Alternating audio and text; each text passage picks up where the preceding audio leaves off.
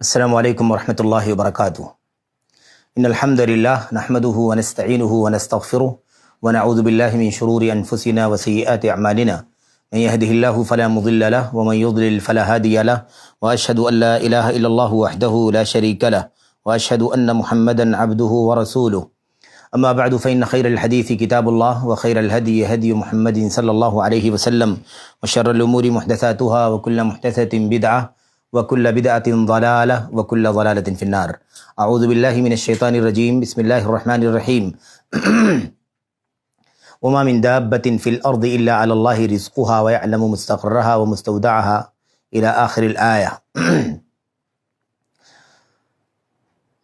برادران اسلام، دینی اور ملی بھائیوں، نوجوان دوستوں، احباب اور بزرگوں، جمعیت اہل حدیث کونڈوا پونا کے قابل قدر، قابل احترام ذمہ داران، وہاں کے حوصلہ مند نوجوان، بزرگوں، ساتھیوں، خواتین اسلام اور دیگر تمام تر سامعین اور ناظرین، آج کے اس ماہانہ اجتماع میں، ماہانہ درس میں جو آن لائن چل رہا ہے، اور یہ میرے لیے سعادت ہے کہ میں احباب کی اور ان ساتھیوں کی درخواست پر، ان کی دعوت پر آپ کے بیچ میں حاضر ہوا ہوں، اور اللہ سے دعا کرتا ہوں کہ اللہ تبارک و تعالی اس موقع پر جو باتیں آپ کے سامنے ہونی ہیں، اللہ کی کتاب کی روشنی میں، اللہ کے نبی صلی اللہ علیہ وسلم کی سنتوں کی روشنی میں کرنے کی توفیق عطا فرمائے، اور اللہ تبارک و تعالی ہم سب کو جو بھی ان باتوں کو سن رہے ہیں، اللہ تعالی سبوں کو اس سے فائدہ اٹھانے کی توفیق عطا فرمائے، اور حالات اور ظروف کی مناسبت سے جو عنوان منتخب کیا گیا ہے، اس عنوان کو بھی اللہ تبارک و تعالی خصوصیت کے ساتھ اس نازک حالت میں اور اس طرح کے دیگر نازک حالات میں، جب بھی اس طرح کے حالات اور مشکلات اور مصائب کے ہم سے گزریں یا ہم ان حالات سے گزریں، اللہ تبارک و تعالی ہمیں اللہ کے کلام کی آیات سے، نبی کریم صلی اللہ علیہ وسلم کی سنت سے، امت کے سلف صالحین اور اسی طرح سے جو ہمارے خیر القرون کے آئیڈیل گزرے ہیں، اللہ تبارک و تعالی ان کے نقش قدم کی پیروی کرتے ہوئے ہمیں رہنمائی حاصل کرنے کی توفیق عطا فرمائے، آمین رب العالمین۔ آج کے لیے جو عنوان منتخب کیا گیا ہے وہ عنوان ہے روزگار کی مشکلات اور اس کا شرعی حل۔ میں دو تین باتیں بطور تمہید آپ کے سامنے پیش کروں گا، اور اس کے بعد اللہ کے کلام کی چند آیات اور نبی کریم صلی اللہ علیہ وسلم کی چند احادیث کی روشنی میں آپ کے سامنے یہ بات رکھنا چاہوں گا کہ جو روزگار کی مشکلات ہیں اس کا حل اسلام نے کیسے پیش کیا ہے، اور اس کے حل کے سلسلے میں جو ہماری دوڑ دھوپ ہوتی ہے وہ کس رخ پر جاتی ہے، اور اس کا جو شرعی حل ہے، شرعی جو علاج ہے، اس کی طرف ہم کم مائل ہوتے ہیں یا اس حوالے سے ہم کم سوچتے ہیں۔ یہ انشاءاللہ تبارک و تعالی باتیں آپ کے سامنے آئیں گی۔ سب سے جو اہم اور بنیادی بات ہے جو سب سے پہلے آپ کے سامنے رکھنی ہے، وہ اس حوالے سے ہے کہ اللہ تعالیٰ نے اپنے کلام کی آیات میں، اسی طرح سے نبی کریم صلی اللہ علیہ وسلم نے اپنی احادیث میں دو تین باتیں بہت بنیادی طور پر سمجھائی ہیں، اور وہ دو تین باتیں ہمیں سب سے پہلے جاننا ضروری ہے، اس کے بعد ہی ہم وہ نکات اور وہ پوائنٹس آپ کے سامنے پیش کریں گے جس سے یہ بات ثابت ہوگی کہ اللہ تبارک و تعالیٰ کی اللہ کے کلام کی آیات میں اور نبی کریم صلی اللہ علیہ وسلم کی احادیث میں روزگار کی مشکلات کا حل کیسے پیش کیا گیا ہے۔ اور یقین جانیں کہ اگر ہم نے، آپ نے اپنی زندگیوں میں ان حلول کو سمجھ لیا، ان علاجوں کو اگر ہم نے سمجھ لیا، تو انشاءاللہ تبارک و تعالی مشکل سے مشکل حالات میں، نازک سے نازک حالات میں ہمیں کامیابی حاصل ہوگی، اور اللہ تبارک و تعالی کی ذات سے امید ہے کہ جو روزگار کی مشکلات کے نتیجے میں جو چیزیں ہمیں دیکھنے میں ملتی ہیں، مثال کے طور پر بہت سارے لوگ روزگار کی مشکل میں جب پڑتے ہیں تو اللہ تبارک و تعالیٰ کے سلسلے میں بدگمانی کرنے لگتے ہیں، اللہ تبارک و تعالیٰ کے سلسلے میں اول فول بکنے لگتے ہیں، مختلف انداز کی باتیں کرتے ہیں، تان و تشنیع پر بھی اتر آتے ہیں، اور بہت سارے لوگ اس قدر بے صبر پن کا شکار ہوتے ہیں کہ نتیجہ یہ نکلتا ہے کہ وہ خودکشی کرنے پر بھی آمادہ ہو جاتے ہیں۔ اسی لیے آپ نے دیکھا ہوگا کہ روزگار کی مشکل میں لوگ پڑ گئے بعض، تو انہوں نے سوسائڈ کا راستہ اختیار کر لیا، تو ایسے حالات بھی پیش آ گئے۔ تو بہرحال ہمیں انشاءاللہ تبارک و تعالی اللہ کے کلام کی آیات میں، نبی کریم صلی اللہ علیہ وسلم کی حدیث میں، امت کے سلف کی زندگیوں میں وہ آئیڈیل ملے گا جس کے ذریعے سے انشاءاللہ تبارک و تعالی روزگار کی مشکل حل ہو سکے گی۔ یہ موضوع جو منتخب کیا گیا ہے، اس کے انتخاب کرنے کی جو وجہ ہے، اس کا جو پس منظر ہے وہ یہی ہے کہ پچھلے تقریباً 1.5 سال کا عرصہ یا اس سے قریب کا عرصہ جو گزرا ہے، اس عرصے میں خصوصیت کے ساتھ لوگوں کے روزگار متاثر ہو گئے ہیں، لوگوں کی معیشت متاثر ہو گئی ہے، لوگوں کی جاب خراب ہو گئے ہیں، یا مثال کے طور پر لوگوں کے کاروبار اور ان کا جو بیوپار ہے وہ متاثر ہو گیا ہے۔ کسی کا پورے طور پر متاثر ہو گیا، ان کے پاس کوئی راستہ نہیں رہ گیا روزگار کا، کسی کے پاس کسی کا متاثر ہوا تو وہ آدھا باقی بچا، کسی کا اس سے کم باقی بچا، اور کچھ لوگ یوں سمجھیں کہ وہ بالکل ہی نہتھے ہو گئے اور ان کے پاس کوئی راستہ باقی نہیں بچا۔ اب مشکل یہ پیش آ گئی کہ ایک طرف تو صحت کا مسئلہ آ گیا کورونا کی وجہ سے، اس وبا کے نتیجے میں لوگ مریض ہو گئے، بیمار ہو گئے، اور بیماری کی زد میں آنے کی وجہ سے بہت سارے لوگوں کی اموات بھی ہو گئی، بہت سارے لوگ بیمار ہونے کی وجہ سے ہاسپٹل وغیرہ میں ایڈمٹ ہوئے تو اس کے اخراجات ان کے اوپر اس قدر آ گئے کہ اس کے بوجھ تلے وہ دب گئے۔ 5 لاکھ کا خرچہ، 10 لاکھ کا خرچہ، 2 لاکھ کا خرچہ، 8 لاکھ کا خرچہ، کتنے واقعات ہمارے عرب کے کو سننے میں آئے ہیں اس طرح کے کہ اس کے نتیجے میں وہ گرہ بار ہو گیا۔ اس کی حیثیت تھی تو اس نے دے کر کے ختم کر لیا، حیثیت نہیں تھی تو وہ مثال کے طور پر قرض دار ہو گیا، اور کسی کی حیثیت نہیں تھی تو کچھ صدقے اور زکوٰۃ کے حالات کے ذریعے سے مسئلے کو حل کرنے کی کوشش کی گئی۔ الغرض مختلف انداز کی صورتحال اس کورونا کے نتیجے میں پیش آئی۔ تو کورونا سے صرف صحت متاثر نہیں ہوئی، اموات ہی کا معاملہ پیش نہیں آیا، بلکہ بہت زیادہ جو پہلو سماج اور سوسائٹی میں ہمیں دیکھنے کو ملتا ہے وہ یہ ہے کہ لوگوں کے روزگار اور لوگوں کی معیشت متاثر ہو گئی اور لوگ بہت زیادہ پریشان ہو گئے۔ اب جب اس طرح کے حالات ہوئے تو سماج میں جو چیز دیکھنے میں آئی وہ یہ آئی کہ لوگ اس کے لیے مختلف انداز کی کوششیں کر رہے ہیں۔ ایک طبقہ بہت بڑا ایسا بھی ہے جو اس مسئلے پر اس طرح سے بات کرتا ہے کہ ہمارے لیے گورنمنٹ اور جو مثال کے طور پر حکومت ہے اس کی طرف سے روزگار کا کوئی انتظام نہیں ہے۔ جو لوگ مثال کے طور پر جاب وغیرہ کرتے تھے، سرکاری مطلب سرکار پر یا ایسی ہی حکومتوں پر ان کی طرف سے کافی غصے کا اظہار کیا گیا۔ پھر بہت بڑی بڑی کمپنیوں سے لوگ جڑے ہوئے تھے جہاں سے ان کی معیشت چل رہی تھی، ان کا جاب تھا وہاں پر، وہ کمپنیاں بند ہو گئی مثال کے طور پر۔ بعض کمپنیوں نے کوئی راستہ نکالا درمیانی، یہ راستے نکالے گئے، لیکن بہت بڑی تعداد ایسی ہے جو اس مسئلے کو لے کر کے اسی پر سوچتی ہے کہ کوئی ہمارے پاس روزگار کا ذریعہ نہیں ہے، گورنمنٹ کی طرف سے کوئی انتظام ہونا چاہیے، حکومت ایسا کرتی ہے، حکومت ویسا کرتی ہے، وغیرہ وغیرہ۔ اچھا، ایک طبقہ ان لوگوں کا ہے جو دینی تعلیم سے وابستہ ہے میرے بھائیوں، علماء کا طبقہ ہے، مساجد میں ائمہ ہیں، مدرسین ہیں، خطبہ ہیں، ایسے مثال کے طور پر بعض دعوتی اداروں میں کام کرنے والے لوگ ہیں، ان کے بھی مسائل کھڑے ہو گئے، ان کی بھی روزی متاثر ہو گئی۔ بہت سارے مدرسے، ظاہر کہ مدرسے بند پڑے ہوئے ہیں، جب مدرسے بند ہیں، ادارے بند ہیں، تو کہاں سے وہ تنخواہوں کا انتظام کریں گے، کہاں سے وہ اپنے کام کرنے والوں کو مشاہرے دیں گے؟ اس وجہ سے وہ بھی مشکل میں آ گئے، اور اس کا نتیجہ یہ ہوا کہ اگر کہیں 20 کا اسٹاف تھا تو اس میں سے 15 لوگوں کو چھٹی کر دی گئی اور 5 لوگ 6 لوگ جو ہے انہیں رکھا گیا، اور بہت معمولی تنخواہ دے کر کے انہیں اپنے پاس باقی رکھا گیا کہ حالات کی اصلاح ہوگی تو پھر ان کے ذریعے سے کام آگے بڑھے گا۔ اس طرح کی صورتحال پیش آ گئی۔ مسجدیں بند ہیں تو ائمہ کی تنخواہوں کا انتظام نہیں۔ یہ باتیں اس لیے کھول کر کے میں بیان کر رہا ہوں تاکہ بات سمجھ میں آئے کہ اس سے سماج کے ہر طبقے کے لوگ متاثر ہوئے ہیں، ہر طبقے کے لوگ متاثر ہوئے ہیں، کوئی اس میں باقی نہیں بچا، کوئی کم کوئی زیادہ، اور جس کے پاس بہت زیادہ وسائل تھے وہ بھی کہیں نہ کہیں متاثر ہو گیا ہے۔ تو ظاہر ہے کہ سماج کا ہر طبقہ اس کی زد میں آ گیا۔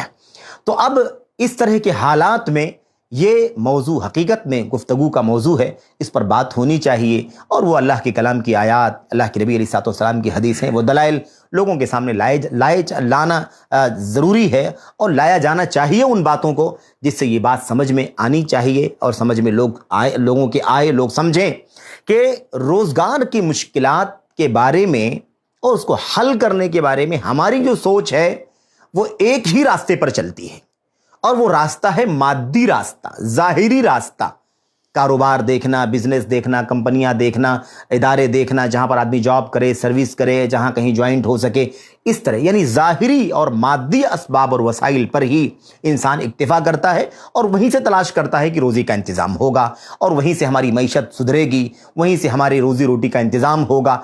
ये एक पहलू है जिस पर आमतौर पर लोग चलते हैं।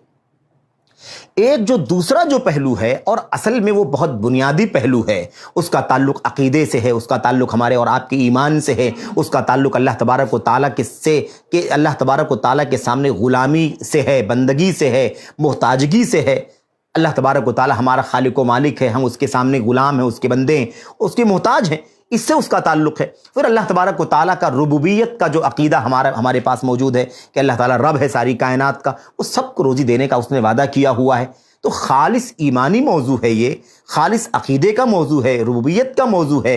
अल्लाह तबारक व तआला के सिलसिले में बदगुमानियाँ करना, अल्लाह तबारक व तआला के फ़ैसले से मायूस हो जाना, या मिसाल के तौर पर सुसाइड की तरफ कदम बढ़ा लेना, या मिसाल के तौर पर अपने बच्चों को मार डालना, फंदे लगा लेना, जहर पी लेना, कितने वाक़यात सुबह शाम पेश आते हैं।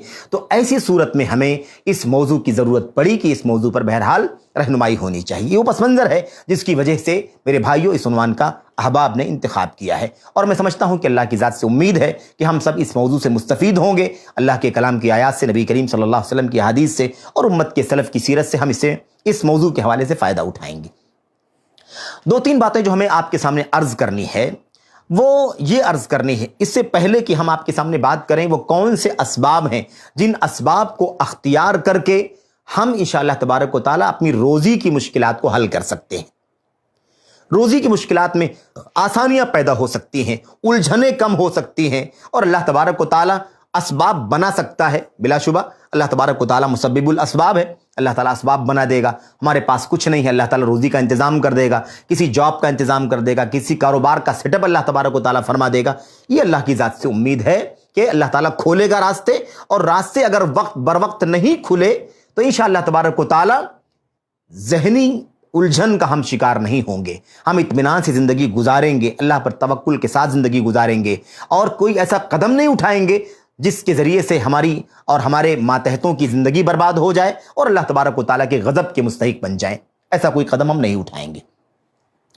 सबसे जो पहली बात दो तीन बातों में से आपके सामने पेश करनी है कि एक मुसलमान का ख़ास तौर पर अक़ीदा ये होना चाहिए, उसका ये ईमान होना चाहिए कि रोज़ी जो है उसका मालिक सिर्फ़ और सिर्फ अल्लाह तबारक व तआला है। ये असबाब हैं, कारोबार के ज़रिए से, आदमी अपने हाथ की मेहनत के ज़रिए से, किसी के यहाँ मुलाजमत करके, नौकरी करके, या मिसाल के तौर पर ड्यूटीज़ वगैरह को अंजाम दे करके, जॉब और सर्विस करके, ये सारे असबाब और रास्ते हैं। लेकिन रोज़ी असल में अल्लाह तबारक व तआला ही के हाथ में है, और सबको रोज़ी सिर्फ़ और सिर्फ अल्लाह तबारक व तआला देने वाला है। वही रोज़ी देता है तो रोज़ी मिलती है, वो रोज़ी न दे तो कोई रोज़ी का रास्ता नहीं है। ये ईमान हमारा होना चाहिए, हमारा ईमान इस पर बहुत पुख्ता होना चाहिए। हालात में अगर तब्दीली पेश आती है तो हमें यह बात समझ लेनी चाहिए कि रोज़ी रिसा अल्लाह तबारक व तआला है। अब तक जो कुशादगी थी वो अल्लाह की तरफ से थी, अब तक जो फरावानी थी वो अल्लाह तबारक व तआला की तरफ से थी। अगर हालात नाजुक हुए हैं तो अल्लाह तबारक व तआला ही का फैसला है, और अल्लाह तबारक व तआला के सिवा कोई हमको रोज़ी नहीं दे सकता। हमारी कुशादा रोज़ी को तंग नहीं कर सकता, हमारी तंग रोज़ी को कुशादा नहीं कर सकता। ये सारे अख्तियारात किसके हैं? सिर्फ और सिर्फ अल्लाह तबारक व तआला के हैं। ये ईमान व अक़ीदा हमें बहुत ज़्यादा सपोर्ट करेगा, हमारी बहुत मदद करेगा ये अक़ीदा इस तरह के हालात में, जिन हालात से हम पिछले 1.5 साल से गुजर रहे हैं, और इस तरह के हालात मुस्तक़बिल में अगर आते हैं तो हमें इंशाअल्लाह तबारक व तआला बहुत ज़्यादा मदद मिलेगी। अल्लाह तबारक व तआला फरमाता, वमा मिन दाब्बतिन फिल अर्दि इल्ला अलल्लाहि रिज़्क़ुहा व यअलमु मुस्तक़र्रहा व मुस्तौदाहा कुल्लुन फ़ी किताबिन मुबीन। अल्लाह तबारक व तआला फरमाता है, जो भी रूए ज़मीन पर चलने वाला है, रेंगने वाला है, जानदार जिसको हम कहते हैं, उन सब की रोज़ी अल्लाह फरमाता है मेरे ऊपर है। सब की रोज़ियाँ, चाहे वो इंसान हो, चाहे वो जिन्नात हो, चाहे वो चरिंद हो, चाहे वो परिंद हो, चाहे वो कीड़े हों, मकूड़े हों, चूंटियाँ हों, पत्थरों के अंदर चट्टानों के बीच में बारीक बारीक कीड़े हुआ करते हैं। हम जब पत्थर तोड़ते हैं तो वो कीड़े उसके बीच में निकलते हैं, उसके वहां तक सांस पे पहुंचने का रास्ता नहीं दिखाई देता है। हम सोचते हैं कि आखिर ये पत्थर के बीच में बंद था, इसको सांस कहां से मिल रही थी, और ये जिंदा कैसे था, इसको रोज़ी कैसे पहुंच रही थी। तो उसका एक ही जवाब है, व मिन दाब्बतिन फिल अर्द इल्ला अलल्लाहि रिज़्क़ुहा, जो भी जानदार है उसकी रोज़ी की जिम्मेदारी अल्लाह तबारक व तआला के ऊपर है। उसने जिम्मेदारी ले ली है और वो ये जानता है इसका मुस्तक़र क्या है, यानी ये कहाँ से पैदा हुआ है, जब पैदा हुआ तो कहाँ पैदा हुआ। मुस्तक़र के कई माने तफसीर में बयान किए गए। मुस्तौदा, इसका फाइनल अंजाम क्या होगा, अल्लाह तबारक व तआला जानता है। कुल्लुन फ़ी किताबिन मुबीन, ये सब का सब अल्लाह तबारक व तआला के यहाँ खुली किताब में लौहे महफूज में लिखा हुआ है। ये अकीदा बहुत बुनियादी अकीदा है। वो अल्लाह तबारक व तआला जो कीड़ों को मकोड़ों को रोजियां देता है, जिनके पास रोजी पहुंचने का बज़ाहिर कोई रास्ता नहीं है, हमारा ईमान होना चाहिए कि हमारी रोजी भी अल्लाह तबारक व तआला के हाथ में है और वो रोजी हमें देगा। और जिस हालत में भी हम जिंदगी गुजार रहे हैं, अगर एक वक्त खाते हैं, एक वक्त फाका करते हैं, तो एक वक्त की रोजी जो मिलती है वो भी अल्लाह तबारक व तआला के देने से ही मिलती है। वो चाहेगा तो इसमें भी कमी कर देगा, वो चाहेगा तो दोनों वक्त का खाना, 3 वक्त का खाना भी अल्लाह तबारक व तआला हमें फराहम कर देगा। ये हमारा ईमान व अकीदा होना चाहिए। ठोस ईमान होना चाहिए, ज़ाहिरी ईमान नहीं, पुख्ता ईमान होना चाहिए। नंबर 2, दूसरी आयत में अल्लाह तबारक व तआला फरमाता है, वकाय्यिम मिन दाब्बतिन ला तहमिलु रिज़्क़हा अल्लाहु यर्ज़ुक़ुहा। अल्लाह फरमाता है कितने ऐसे लोग हैं, कितने ऐसे चौपाए हैं, कितने ऐसे जानदार हैं, कितने ऐसे चलने और रेंगने वाले ज़मीन में अल्लाह तबारक व तआला की मखलूक़ात हैं, ला तहमिलु रिज़्क़हा, जो अपनी रोज़ी नहीं लिए रहते हैं, अपनी रोज़ी नहीं उठाए रहते हैं। अब हम लोग जैसे कहीं अगर जॉब करते हैं तो रोज़ी उठाए हुई, इस माने में कि एक रास्ता हमारा खुला हुआ है, हमारा कोई बिजनेस है तो समझ लो कि एक सोर्स बना हुआ है। लेकिन कितनी ऐसी मखलूक़ात हैं जिनका कोई सोर्स नहीं है। परिंदा है, क्या उसकी कोई शॉप है, क्या उसकी कोई कंपनी है, क्या उसकी कोई जॉब है, कुछ भी नहीं हो उनका, लेकिन वो बस असबाब अख्तियार करते हैं, सुबह घोंसले से निकलते हैं और दौड़ धूप करते हैं आसमान की फिजाओं में, यहां वहां। अल्लाह तबारक व तआला उस मेहनत जो असबाब की कबील से है, उसके बाद अल्लाह तबारक व तआला उनको रोज़ी अता फरमा देता है और वो रोज़ियां खुद भी हासिल कर लेते हैं और जमा करके घोंसले में लेकर के आते हैं, उनके नन्हे मुन्ने बच्चे भी खा देते हैं। तो अल्लाह ताला फरमाता है अल्लाहु यर्ज़ुक़ुहा, अल्लाह ताला ही उनको रोज़ी अता फरमाता है। मेरे भाइयों, अल्लाह तबारक व तआला ने ये अकीदा हमें बतलाया है, तो हमारा सबसे पहले ईमान व अकीदा होना चाहिए कि रोज़ी रेसा सिर्फ और सिर्फ अल्लाह तबारक व तआला है। इन्नल्लाह हुवा रज़्ज़ाक़ु ज़ुल क़ुव्वतिल मतीन, अल्लाह तबारक व तआला ही रोज़ी देने वाला है, ज़ुल क़ुव्वा, ताकतवर है, मतीन, ठोस है। मेरे भाइयों, अल्लाह तबारक व तआला ने हमसे ये मुतालबा नहीं किया है कि तुम मेहनत करके हमको खिलाओ, ये मामला ही नहीं। अल्लाह ताला फरमाता है मैं रोज़ी देने वाला हूं, मैं तुमको रोज़ी दूंगा, मेरे पास कोई ताकत में कमी नहीं, मेरे असबाब में कमी नहीं, और मेरा खजाना भरा हुआ है। सुबह शाम के खर्च करने से मेरे खजाने में कोई कमी वाक़ई नहीं होगी। ये अल्लाह तबारक व तआला का खुला इरशाद है। बहरहाल, तो हमें ये बात समझनी है कि अल्लाह तबारक व तआला ने साफ फरमा दिया है कि रोज़ी का जिम्मा हमारे है, सर पे है, हम रोज़ी देंगे। और अल्लाह तबारक व तआला फरमाता है कि मैं तुमसे रोज़ी का मुतालबा नहीं करता, इस बात का मुतालबा नहीं करता कि तुम मुझे खिलाओ, तुम्हारा काम यह है कि तुम अल्लाह तबारक व तआला की इबादत के लिए पैदा किए गए हो, अल्लाह ताला की इबादत करो। तो एक ये बुनियादी अकीदा हमारे सामने होना चाहिए। अब अगर आदमी इतना ही अगर समझ ले कि अल्लाह तबारक व तआला रोज़ी देने वाला है, हम क्यों मायूस होते हैं? अल्लाह तबारक व तआला ने जो रोज़ी लिखी है वो रोज़ी हमें मिलेगी, अल्लाह तबारक व तआला हमको रोज़ी देगा। हमें सुसाइड करने की ज़रूरत नहीं है, हमें फंदा लगा करके अपनी जान हिलाक करने की गुंजाइश नहीं है, हमें ये सब कदम नहीं उठाना है। ईमान रखो, अपनी कोशिश करो और असबाब अख्तियार करो, अल्लाह तबारक व तआला रोज़ी अता फरमाएगा। नंबर 1, इस बात को समझाने के लिए अल्लाह के नबी अलैहिस्सलाम की भी हदीसें हमें समझ लेना चाहिए। अल्लाह के नबी अलैहिस्सलाम ने फरमाया, जैसा कि इन रिवायतों को अल्लामा अलबानी रहमतुल्लाहि अलैहि ने सही करार दिया है, हसन करार दिया है, या वो रिवायतें सही हैं इनकी हैं, इसलिए सारी रिवायतें जो आपके सामने पढ़ी जाएंगी वो सही और हसन दर्जे की हैं। इसलिए हर जगह इस बात की वजाहत की ज़रूरत नहीं है कि वो दर्जा किस दर्जे की हदीसें ज़ईफ़ कहीं भी नहीं है, सारी की सारी हदीसें या तो सही हैं या हसन है। अल्लाह के नबी अलैहिस्सलाम ने फरमाया, लौ अन्न इब्न आदम, सुनिए ये अकीदा कि रोज़ी रेसा अल्लाह तबारक व तआला है, रोज़ी देने वाला अल्लाह तबारक व तआला, ये अकीदा किस कदर मजबूत होना चाहिए। अल्लाह के नबी अलैहिस्सलाम ने फरमाया, लौ अन्न इब्न आदम हरब मिन रिज़्क़िही कमा यहरबु मिन अजलिही ला अदरकहु रिज़्क़ुहु कमा युदरिकुहुल मौत। अल्लाह के नबी अलैहिस्सलाम ने फरमाया, अगर आदम का बच्चा यानी आदम की औलाद, हम लोग सारी इंसानियत जो है आदम की औलाद है। अल्लाह के नबी अलैहिस्सलाम ने फरमाया, अगर आदम की औलाद अपनी रोज़ी से भागे जैसे अपनी मौत से भागती है, आदम की औलाद अगर अपनी रोज़ी से भागे جیسے وہ اپنی موت سے بھاگتی ہے تو اس کو اس کی روزی مل کر کے رہے گی, روزی اسے پکڑ کر کے رہے گی جیسے اس کی موت اس کو پکڑ کر کے رہتی ہے. جیسے وہ بھاگ کر کے اپنے آپ کو موت سے نہیں بچا سکتا, ایسے ہی وہ اپنی روزی سے بھی نہیں بچ سکتا اگر وہ روزی سے بھاگے. یہاں تو ہم صبح شام تلاش میں لگے رہتے ہیں, روزی ہی کی دوڑ بھاگ ہے, اسی کی ہائے ماری ہے, اسی کے لیے ہلکان ہوتے ہیں. ہم تو جس مقصد کے لیے پیدا کیے گئے ہیں اس کی فکر کبھی کبھی نہیں کرتے, عبادات کے بارے میں ہم کوتاہی کرتے ہیں. تو روزی کے پیچھے تو ہم اتنا بھاگتے ہیں کہ عبادات میں کوتاہی کرتے ہیں. یہاں ہمارا معاملہ ایسا ہے. اللہ کے نبی صلی اللہ علیہ وسلم آپ سوچیے کتنی اونچی بات بیان فرما رہے ہیں کہ اگر آدمی جیسے اپنی موت سے بھاگتا ہے, اگر ایسے ہی اپنی روزی سے بھی بھاگے گا تو جیسے اس کی موت اس کو پکڑ کر کے رہے گی, ایسے ہی اس کو اس کی روزی بھی پکڑ کر کے رہے گی, روزی بھی اس کو مل کر کے رہے گی. یعنی گویا کہ اتنا پختہ عقیدہ ہمارا ہونا چاہیے کہ روزی جو اللہ تبارک و تعالیٰ نے ہمارے بارے میں لکھی ہے وہ روزی ہم کو مل کر کے رہے گی. اگر ہم بھاگے کہ ہم کو نہیں چاہیے تب بھی وہ روزی ہمارے پاس آ کر کے رہے گی, ہمیں وہ روزی مل کر کے رہے گی. اتنا ٹھوس ایمان ہونا چاہیے. تو پھر کیوں آخر ہم مایوس ہو جاتے ہیں؟ پھر کیوں اللہ تبارک و تعالیٰ کے بارے میں سوء ظن بدگمانی کرنا شروع کر دیں؟ پھر کیوں آخر سوسائڈ اور خودکشی وغیرہ کرنے کا قدم اٹھا لیں؟ کہاں گنجائش؟ کیوں مایوسی کا شکار ہو جائیں؟ اتنا مضبوط عقیدہ اللہ کے نبی علیہ الصلوۃ والسلام نے ہم کو بیان فرمایا. ایسے ہی آپ دیکھیے اللہ کے نبی علیہ الصلوۃ والسلام نے فرمایا ان الرزق لیطلب العبد کما یطلبہ اجلہ. اللہ اکبر. اللہ کے نبی علیہ الصلوۃ والسلام نے فرمایا کہ روزی بندے کو ایسے ڈھونڈتی ہے جیسے بندے کو اس کی موت ڈھونڈتی ہے, اس کا اجل ڈھونڈتا ہے. ہماری زندگی میں کیا ہے؟ ہم روزی ڈھونڈتے ہیں. اللہ کے نبی علیہ الصلوۃ والسلام کیا فرماتے ہیں؟ آدمی کو اس کی روزی ایسے ہی تلاش کرتی ہے جیسے آدمی کو اس کی موت تلاش کرتی ہے.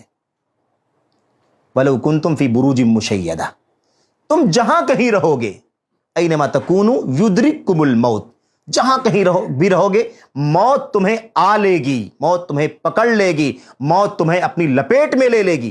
اللہ کے نبی علیہ الصلوۃ والسلام فرماتے ہیں کہ ایسے ہی معاملہ روزی کا بھی ہے. میرے بھائیو, ہم تلاش میں لگے رہتے ہیں. اللہ کے نبی فرماتے ہیں اگر تم بھاگو گے تو بھاگ بھی نہیں پاؤ گے. جتنی روزی تم کو ملنی ہے اتنی روزی تم کو مل کر کے رہے گی. اتنا مضبوط ایمان عقیدہ کیوں بیان کیا گیا؟ تاکہ اللہ تبارک و تعالیٰ کے بارے میں بندہ کبھی مایوس نہ ہو. میرے بھائیو, مایوس اگر وہ ہوں جن کا ایمان ہی نہیں ہے کہ اللہ تبارک و تعالیٰ روزی دینے والا ہے, وہ یہ سمجھتے ہیں کہ بھئی ہم ہی محنت کریں گے, ہم ہی کمائیں گے, ہم ہی جو بھی کوشش کرتے ہیں وہ سب ہماری محنت کا, ہماری صلاحیت کا, ہمارے علم کا, ہماری ساری اپنی کوشش کا نتیجہ ہے. وہ اگر مایوس ہو جائے تب تو ٹھیک ہے. میرے بھائی, مومن کیسے مایوس ہو سکتا ہے اللہ تبارک و تعالیٰ سے؟ یہ چیز کسی بھی طرح سے مومن کے بارے میں ہم نہیں سوچ سکتے ہیں, اور یہ چیز مومن کی طرف سے ہونی بھی نہیں چاہیے. اچھا, پھر وہ عقیدہ ہم پہلے سے جانتے ہیں کہ اللہ تبارک و تعالیٰ نے ہماری پیدائش کے ساتھ ہی جو 4 باتیں لکھوائی تھی, ان میں سے ایک بات کیا تھی؟ اللہ کے نبی علیہ الصلوۃ والسلام نے فرمایا تھا کہ 40 جب گزرتا ہے 120 دن ہوتا ہے, یعنی جس کو ہم 4 مہینہ کہتے ہیں, تو 4 مہینے کے بعد اللہ تبارک و تعالیٰ فرشتوں کو بھیجتا ہے اور فرشتہ اس کے بارے میں 4 باتوں کو لکھ دیتا ہے. رزقہ و اجلہ و عملہ, اور اس کے بعد سعید ام شقی. 4 باتیں. اس کی روزی کتنی ہوگی, اس کی روزی, پہلی چیز کیا ہوگی؟ اس کی روزی کتنی ہوگی, کیسی ہوگی, کب کمائے گا, کب پائے گا, کب اس کو کم ملے گی, کب کشادہ ہو جائے گی, ساری بات. اور اس کے بعد اجل, اس کی موت کب آئے گی, اور اس کے علاوہ اس کا عمل, وہ کام کیا کرے گا, اور اس کے بعد وہ نیک بخت ہوگا یا بد بخت ہوگا, نیک ہوگا یا بد ہوگا, نیک عمل کرنے والا ہوگا یا بد عملی کرنے والا ہوگا. یہ 4 باتیں لکھتی جاتی ہیں. تو یہ چیز لکھی ہوئی ہے میرے بھائیو. آج ہم کو مایوس ہونے کی ضرورت نہیں ہے. اچھا, یہ تو ہو گئی ایک بات جسے ہمیں سمجھ لینا چاہیے تھا کہ اللہ تبارک و تعالیٰ ہی روزی رساں ہے اور روزی مل کر کے رہے گی. روزی ہم کو ڈھونڈتی ہے جیسے موت ہم کو ڈھونڈتی ہے. جیسے موت ہم بھاگ نہیں سکتے, ایسے اپنی روزی سے بھی ہم نہیں بھاگ سکتے. اتنا ٹھوس عقیدہ ہونا چاہیے. نمبر 1. نمبر 2, دوسری بات جو آپ کے سامنے عرض کرنی ہے وہ بات یہ ہے میرے بھائیوں کہ اللہ تبارک و تعالیٰ کا جو نظام ہے روزی کے بارے میں, وہ تفاضل کا نظام ہے. یعنی روزی اللہ تبارک و تعالیٰ دیتا ہے, روزی کی ذمہ داری اللہ نے خود لے لی ہے, لیکن نظام کیا رکھا ہے؟ نظام اللہ تبارک و تعالیٰ نے یہ رکھا ہوا ہے کہ ہم اپنی مرضی کے مطابق، ہم جانتے ہیں ہر بندے کے بارے میں، ہم نے پیدا کیا اپنے بندے کو، ہم جانتے ہیں اس کے لیے زیادہ روزی دینا مناسب ہے، اس کو کم دینا روزی دینا مناسب ہے، اس کو کب کم دینا چاہیے، کب زیادہ دینا چاہیے، کب اس کو محتاجگی ہونی چاہیے، کب اس کو کشادگی ہونی چاہیے، کب یہ دولت مند رہے گا، کب یہ فاقہ کرے گا۔ اللہ تبارک و تعالیٰ ہمارا خالق و مالک ہے، وہ جانتا ہے کہ ہمارے لیے بہتر کیا ہے اور کب بہتر ہے۔ تو اللہ تعالیٰ نے نظام کیا رکھا ہوا ہے، اس کے پیچھے اور بھی مصلحتیں ہیں، خیر اور اس پر بات لمبی ہو جائے گی، لیکن اس کا بنیادی مقصد کیا ہے میرے بھائیوں؟ اللہ تبارک و تعالیٰ نے ایک نظام بنا رکھا ہے کہ روزی میں تفاضل رہے گا، کسی کو روزی زیادہ میں دیتا ہوں، کسی کو روزی میں کم دیتا ہوں، کسی کو کشادہ روزی دیتا ہوں، کسی کو محدود روزی دیتا ہوں، کسی کو لمٹ کے ساتھ ہے، لمیٹڈ روزی ہے، اور کسی کی روزی غیر محدود ہے، بے حساب ہے۔ کتنے ایسے لوگ دنیا کے اندر ہیں جو یہ نہیں جانتے ہیں کہ ان کے پاس کتنی دولت ہے، ان کا حساب ان کو نہیں معلوم ہے۔ اگر ان سے پوچھا جائے آپ کی کتنی پراپرٹی ہے تو وہ نہیں بتا سکے گا، وہ کہے گا کہ مینیجر سے پوچھ کر کے بتاتا ہوں۔ کمپنی کا نظام دیکھنا پڑے گا، اس کا سب پورا ٹرن اوور دیکھنا پڑے گا، بینک اور وغیرہ، ان کو نہیں معلوم ہے میرے بھائیوں۔ اور کتنے لوگوں کا عالم کیا ہے کہ وہ فاقہ کرتے ہیں، ایک وقت کا کھانا میسر نہیں ہوتا ہے، اگلے وقت کے لیے وہ بالکل مایوس ہو جاتے ہیں کہ اگلا ٹائم کیسے گزرے گا۔ اللہ تبارک و تعالیٰ کا نظام ہے، تو ہمیں یہ بھی سمجھنا چاہیے آج حالات نازک ہیں، سب کہیں نہ کہیں کم یا زیادہ متاثر ہیں۔ یہ نظام ہمیں یاد رکھنا ہے روزی کے بارے میں کہ اللہ تبارک و تعالیٰ نے نظام کیا رکھا ہوا ہے؟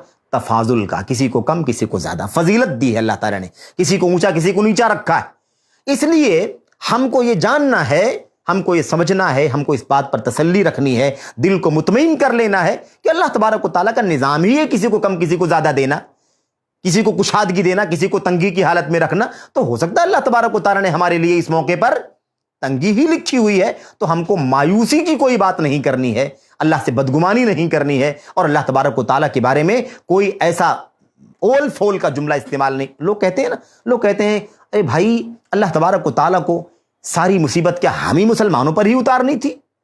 دنیا میں بہت سارے لوگ ہیں جو نماز بھی نہیں پڑھتے، جو کافر ہیں، مشرک ہیں، یہودی ہیں، فلاں ہیں، ان کے اوپر اللہ تعالیٰ مصیبتیں اتار دیتا، ساری مصیبتیں اللہ نے مسلمانوں پر اتار دی۔ ہم اللہ کے نیک بندے ہیں، کلمہ پڑھتے ہیں، توحید مانتے ہیں، سنت مانتے ہیں، نمازیں پڑھتے ہیں، قرآن کی تلاوت کرتے ہیں، پھر بھی اللہ تعالیٰ ہم ہی کو آزمائش میں ڈالتا ہے۔ اتنا نہیں آزمانا چاہیے، لوگ کہتے ہیں اتنا نہیں آزمانا چاہیے کہ آدمی آزمائش میں ٹھہر بھی نہ سکے۔ ایسا لگتا ہے بندے کو معلوم ہے کتنا آزمانا چاہیے کتنا نہیں آزمانا چاہیے، یا وہ فیصلہ کرے گا کہ اللہ تبارک و تعالیٰ کو مجھے آزمانا چاہیے یا نہیں آزمانا چاہیے۔ یہ صورتحال، یہ ساری چیزیں، اس طرح کی باتیں سب جو ہے ایمان کی کمزوری کی دلیل ہیں، لا علمی کی دلیل ہیں، جہالت کی دلیل ہیں، مایوسی کا ثبوت ہے۔ یہ اللہ تبارک و تعالیٰ کی ربوبیت کا جو ایمان اور عقیدہ ہونا چاہیے وہ کہیں نہ کہیں کمزور ہے، جس کی وجہ سے آدمی اس طرح کی باتیں کرتا ہے۔ تو یہ چیز ہے، اللہ تبارک و تعالیٰ فرماتا ہے واللہ فضل بعضکم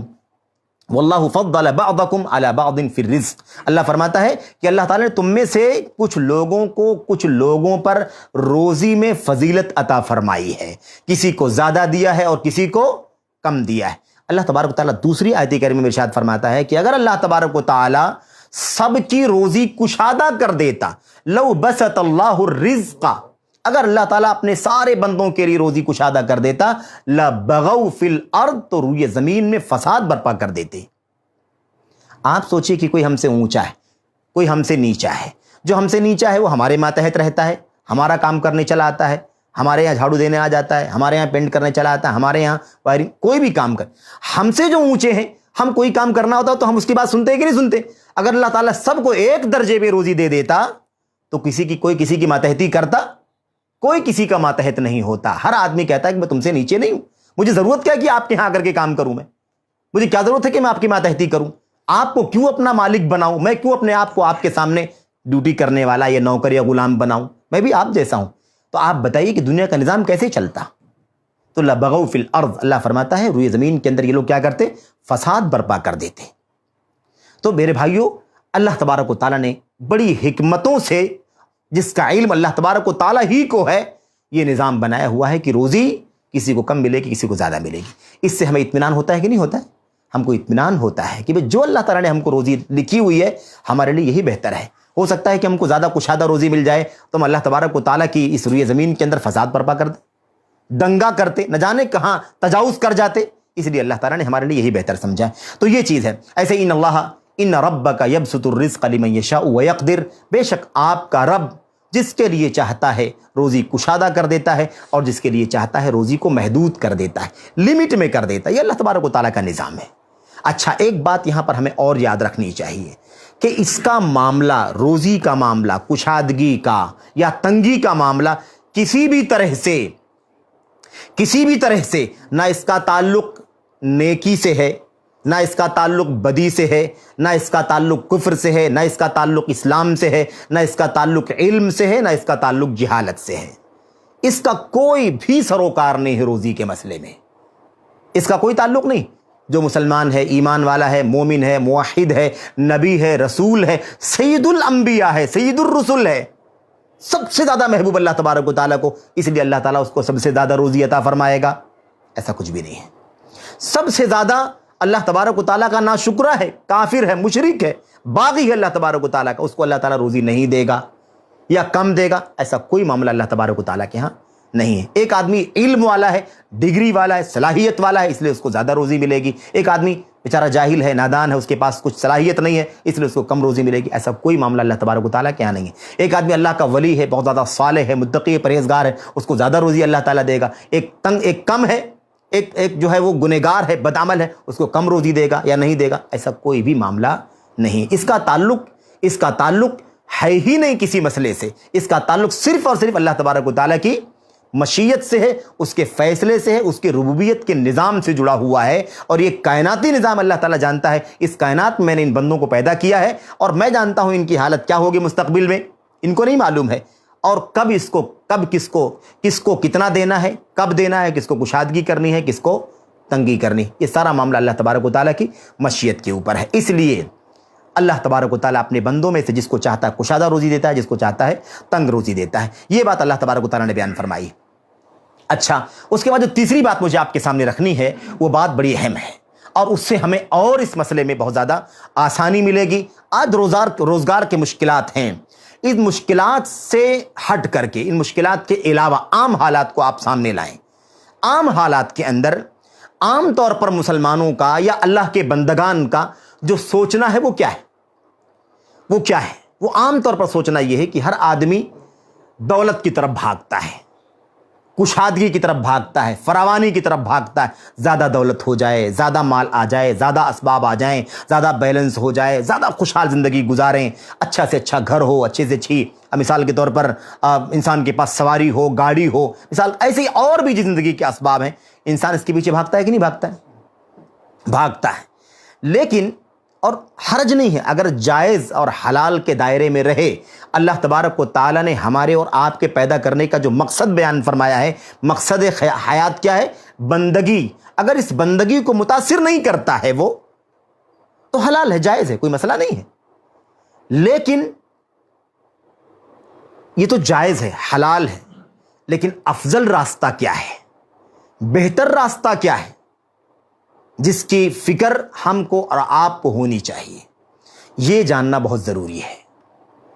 یہ ہے سب سے بہترین راستہ، جس راستے پر ہمیں چلنے کی کوشش کرنی چاہیے، جو طریقہ اللہ کے نبی محمد رسول اللہ صلی اللہ علیہ وسلم نے ہم کو بتلایا ہے، سکھلایا ہے۔ تو ایک چیز یہ ہے کہ ہمیں حلال راستے سے دولت حاصل کرنے کی کوئی پابندی نہیں ہے، شرط یہ ہے کہ مقصد زندگی کو فراموش نہ کر جائیں۔ عبادت، اب آدمی حلال راستے پر ہی روزی کما رہا ہے، لیکن حلال روزی تو راستہ حلال ہے، لیکن اس کے پیچھے اتنا ہائے ماری کر رہا ہے کہ نماز کا پتہ نہیں ہے اس کو، نماز چھوڑ رہا ہے، نماز چھوڑ کر کے کاروبار کر رہا ہے، کاروبار کو متاثر کر کے ٹائم پر نماز نہیں پڑھ رہا ہے۔ اس کی شریعت اسلامیہ کے اندر کوئی گنجائش نہیں ہے۔ کوئی نازک صورتحال ہو جائے الگ مسئلہ ہے۔ عام طور پر دیکھا کیا جاتا ہے، ہم یہی کہتے ہیں کہ فلاں کام میں بزی ہو گیا تو نماز چھوٹ گئی، دکان کھلی ہوئی تھی بند کیسے کرتا، اس لیے نماز چھوٹ گئی، مال بھرنے کے لیے چلا گیا تھا، ایسا مسئلہ تھا، جاب کی مشکل تھی، یہ تھی، اس کی وجہ سے ہماری نماز چھوٹ گئی۔ کیا ایسا بھی ہوتا ہے ہماری اور آپ کی زندگی میں کہ نماز پڑھنا تھا اس لیے میرا اتنا نقصان ہو گیا، نماز ٹائم پر مجھے پڑھنا تھا اس لیے میں نماز کو ڈیلے نہیں کر سکتا تھا، میرا نقصان ہو جائے؟ تو نماز کے لیے دنیا کو متاثر ہم کب کرتے ہیں، اور دنیا کے لیے نماز کو متاثر ہم کتنا کرتے ہیں؟ یہی ہماری اور آپ کے ایمان کا امتحان ہے۔ تو اصل میں یہ نقطہ بہت بنیادی ہے سمجھنا کہ حلال راستے سے روزی کمانے کی کوئی پابندی نہیں ہے، جب تک کہ ہم بندگی کے اصولوں پر چلیں اور بندگی کو فراموش نہ کریں جس کے لیے پیدا کیا گیا۔ क्योंकि हमको रोजी कमाने के लिए पैदा नहीं किया गया। इसलिए नहीं पैदा किया था कि हम दौलतमंद हो जाएं, मालदार हो जाएं, असबाब बन जाएं, दौलत मिल जाए, हुकूमत मिल जाए, मनसब आ जाए, इसलिए नहीं पैदा किए गए। वमा खलक़तुल जिन्न वल इंसा इल्ला लियअबुदून, बंदगी के लिए अल्लाह ताला ने पैदा फरमाया। इसलिए हमें इजाज़त तो है, लेकिन बेहतरीन रास्ता कौन सा है, अफजल रास्ता कौन सा है जिस पर हमें चलने की कोशिश करनी चाहिए, और एक सालेह, एक मुत्तकी, एक दीन पसंद और जिसको आखिरत की फिक्र है, हिसाब व किताब की मुश्किल के बारे में वो सोचता है, गरचे हलाल कमाता है। मेरे भाई, जरूरी नहीं है कि चोरी करने वाला ही हिसाब देने में मुश्किल में पड़ जाए। चोरी जो नहीं करता है उसका भी हिसाब अगर बहुत लंबा हो जाए तो हिसाब देने मुश्किल होती है कि नहीं मुश्किल होती है। इसलिए यह फिक्र होनी चाहिए कि हम अपनी जिंदगी में रोजी का टारगेट क्या बनाएं, यह उसूल हमें समझना। अल्लाह के नबी सल्लल्लाहु अलैहि वसल्लम ने हमें इस हवाले से बहुत सारी बातें समझाई हैं। एक बात अल्लाह के नबी सल्लल्लाहु अलैहि वसल्लम ने फरमाया, इन्ना खैर रिज़्क़िल कफ़ाफ़, सबसे बेहतरीन रोजी वो है जो गुजर बसर के लिए काफी हो जाए। गुजर बसर के लिए जो रोजी काफी हो जाए वो सबसे बेहतरीन रिज्क है। अब देखिए, वो जायज तो है कि आप जितना भी कमाना चाहें हलाल रास्ते से कमाएं, लेकिन बेहतर क्या है, गुजर बसर के बराबर। क्यों? इसलिए कि परमानेंट लाइफ नहीं है ना, ये हमेशा हमेशा नहीं आ रहना है। किसके लिए बैलेंस करना है? बच्चों के लिए। बच्चे भी अपनी किस्मत लेकर के आए हैं, हमारी रोजी लिखी हुई, हमारे बच्चों की रोजी भी लिखी हुई है, कितना पाएगा कितना नहीं पाएगा। तो हम क्यों पुश्तहा पुश्त के लिए जमा करते हैं रोजी, और कहीं ना कहीं हलाल के बजाय हराम में भी पड़ जाते हैं, और हराम में नहीं पड़ते हैं तो अल्लाह की बंदगी मुतासिर कर देते हैं। तो असल रास्ता क्या है? अफजल और बेहतर रास्ता, सबसे बेहतरीन रोजी वो है जो गुजर बसर के लिए काफी हो जाए। एक मोतदिल मियाना जिंदगी हम गुजारें, ना किसी के मुहताज रहे कि हाथ फैलाएं, और ना इतनी कुशादगी हो जाए कि कल अल्लाह के सामने हलाल कमाई का भी हिसाब देना मुश्किल हो जाए। मेरे भाइयों, यह है अल्लाह के नबी सल्लल्लाहु अलैहि वसल्लम का उस्वा। आपने उम्मत के लिए फरमाया सबसे बेहतरीन रोजी वो है जो इंसान के गुजर बसर के लिए काफी हो जाए। अच्छा, आप देखेंगे कि आज मुश्किलात आई हैं तो हम जरूर अपनी मुश्किलात का शिकवा करते हैं रोजी के मसले में, लेकिन जब कुशादगी आती है तो क्या हम अल्लाह तबारक व तआला के उस नेमत का शुक्रिया उतना करते हैं जितना करना चाहिए? आदमी को खुशहाल होता है ना, अच्छा कारोबार चलता है, कंपनी फ्लो में रहती है, फॉर्म में चलता है काम, हमसे कोई पूछता है कि भाई क्या हाल है, तो हम कहते हैं ठीक है, अच्छा है। लेकिन अगर थोड़ी भी उसमें कमी आ जाती है और हमसे कोई पूछता है क्या हाल है, कहते हैं बुरा हाल है, हाल बहुत खराब है। मेरे भाइयों, क्यों हाल खराब है? क्या गुजर बसर के लिए काफी है कि नहीं काफी है? गुजर बसर की रोजी बेहतरीन रोजी है, तो आप क्यों मायूसी की बात करते हैं? जब कुशादगी बहुत होती है तो आप उतने ज्यादा जोश में जवाब नहीं देते, हम उतने जोश में जवाब नहीं देते, और थोड़ी भी कमी आती है तो मायूसी में हम बराबर मायूसी से जवाब देते हैं, अल्लाह तबारक व तआला से नाउम्मीद होकर के जवाब देते हैं, और ऐसा लगता है कि फिर हम बिल्कुल ही बेरोजगार हो गए हैं, हमारे पास रोजी का कोई सबब और जरिया बाकी नहीं बचा है। ये सारी चीजें गैर मुनासिब हैं। सबसे बेहतरीन रोजी वो है जो इंसान की गुजर बसर के लिए, गुजरान के लिए काफी हो जाए। अल्लाह के नबी सल्लल्लाहु अलैहि वसल्लम ने इस बात को और भी समझाया। आप फरमाते हैं, क़द अफ़लह मन अस्लमा व रुज़िक़ कफ़ाफ़न व क़न्नाहु अल्लाहु बिमा आता। सही मुस्लिम में इस रिवायत को अल्लाह के नबी अलैहि सलाम की इमाम मुस्लिम नकल फरमाया। अल्लाह के नबी अलैहि सलाम फरमाते हैं, क़द अफ़लह, यकीनन वो आदमी कामयाब हो गया, हकीकत में वो आदमी कामयाब हो गया। मन अस्लमा, पहली शर्त क्या है? कामयाबी के लिए इस्लाम होना चाहिए, ईमान होना चाहिए। इसके बगैर तो फिर कोई खूबी अल्लाह तबारक व तआला की नज़र में खूबी है ही नहीं। सबसे बुनियादी खूबी यह है कि बंदा मोमिन हो, मुसलमान हो, अल्लाह तबारक व तआला का के हुक्म के सामने सर झुकाने वाला हो। क़द अफ़लह मन अस्लमा, कामयाब हो गया वो आदमी जो इस्लाम रखता है, इस्लाम वाला है, मुसलमान है। व रुज़िक़ कफ़ाफ़न, और जिसको गुजर बसर की रोजी मिल गई। बहुत ज्यादा रोजी नहीं मिल गई, कितनी मिल गई? कफ़ाफ़, गुजर बसर के बराबर, जितने में उसका काम चल जाए, ना बिल्कुल ही किसी के सामने हाथ फैलाने की नौबत आए, ना बहुत ज्यादा कुशादगी हो, मीडियम जिंदगी गुजर जाए। वक़न्नाहु अल्लाहु बिमा आता, और अल्लाह तबारक व तआला ने उसे जो अता फरमाया है उस पर उसे कनाअत करने की तौफीक अता फरमा दे। मेरे पास इतना है, अल्हम्दुलिल्लाह।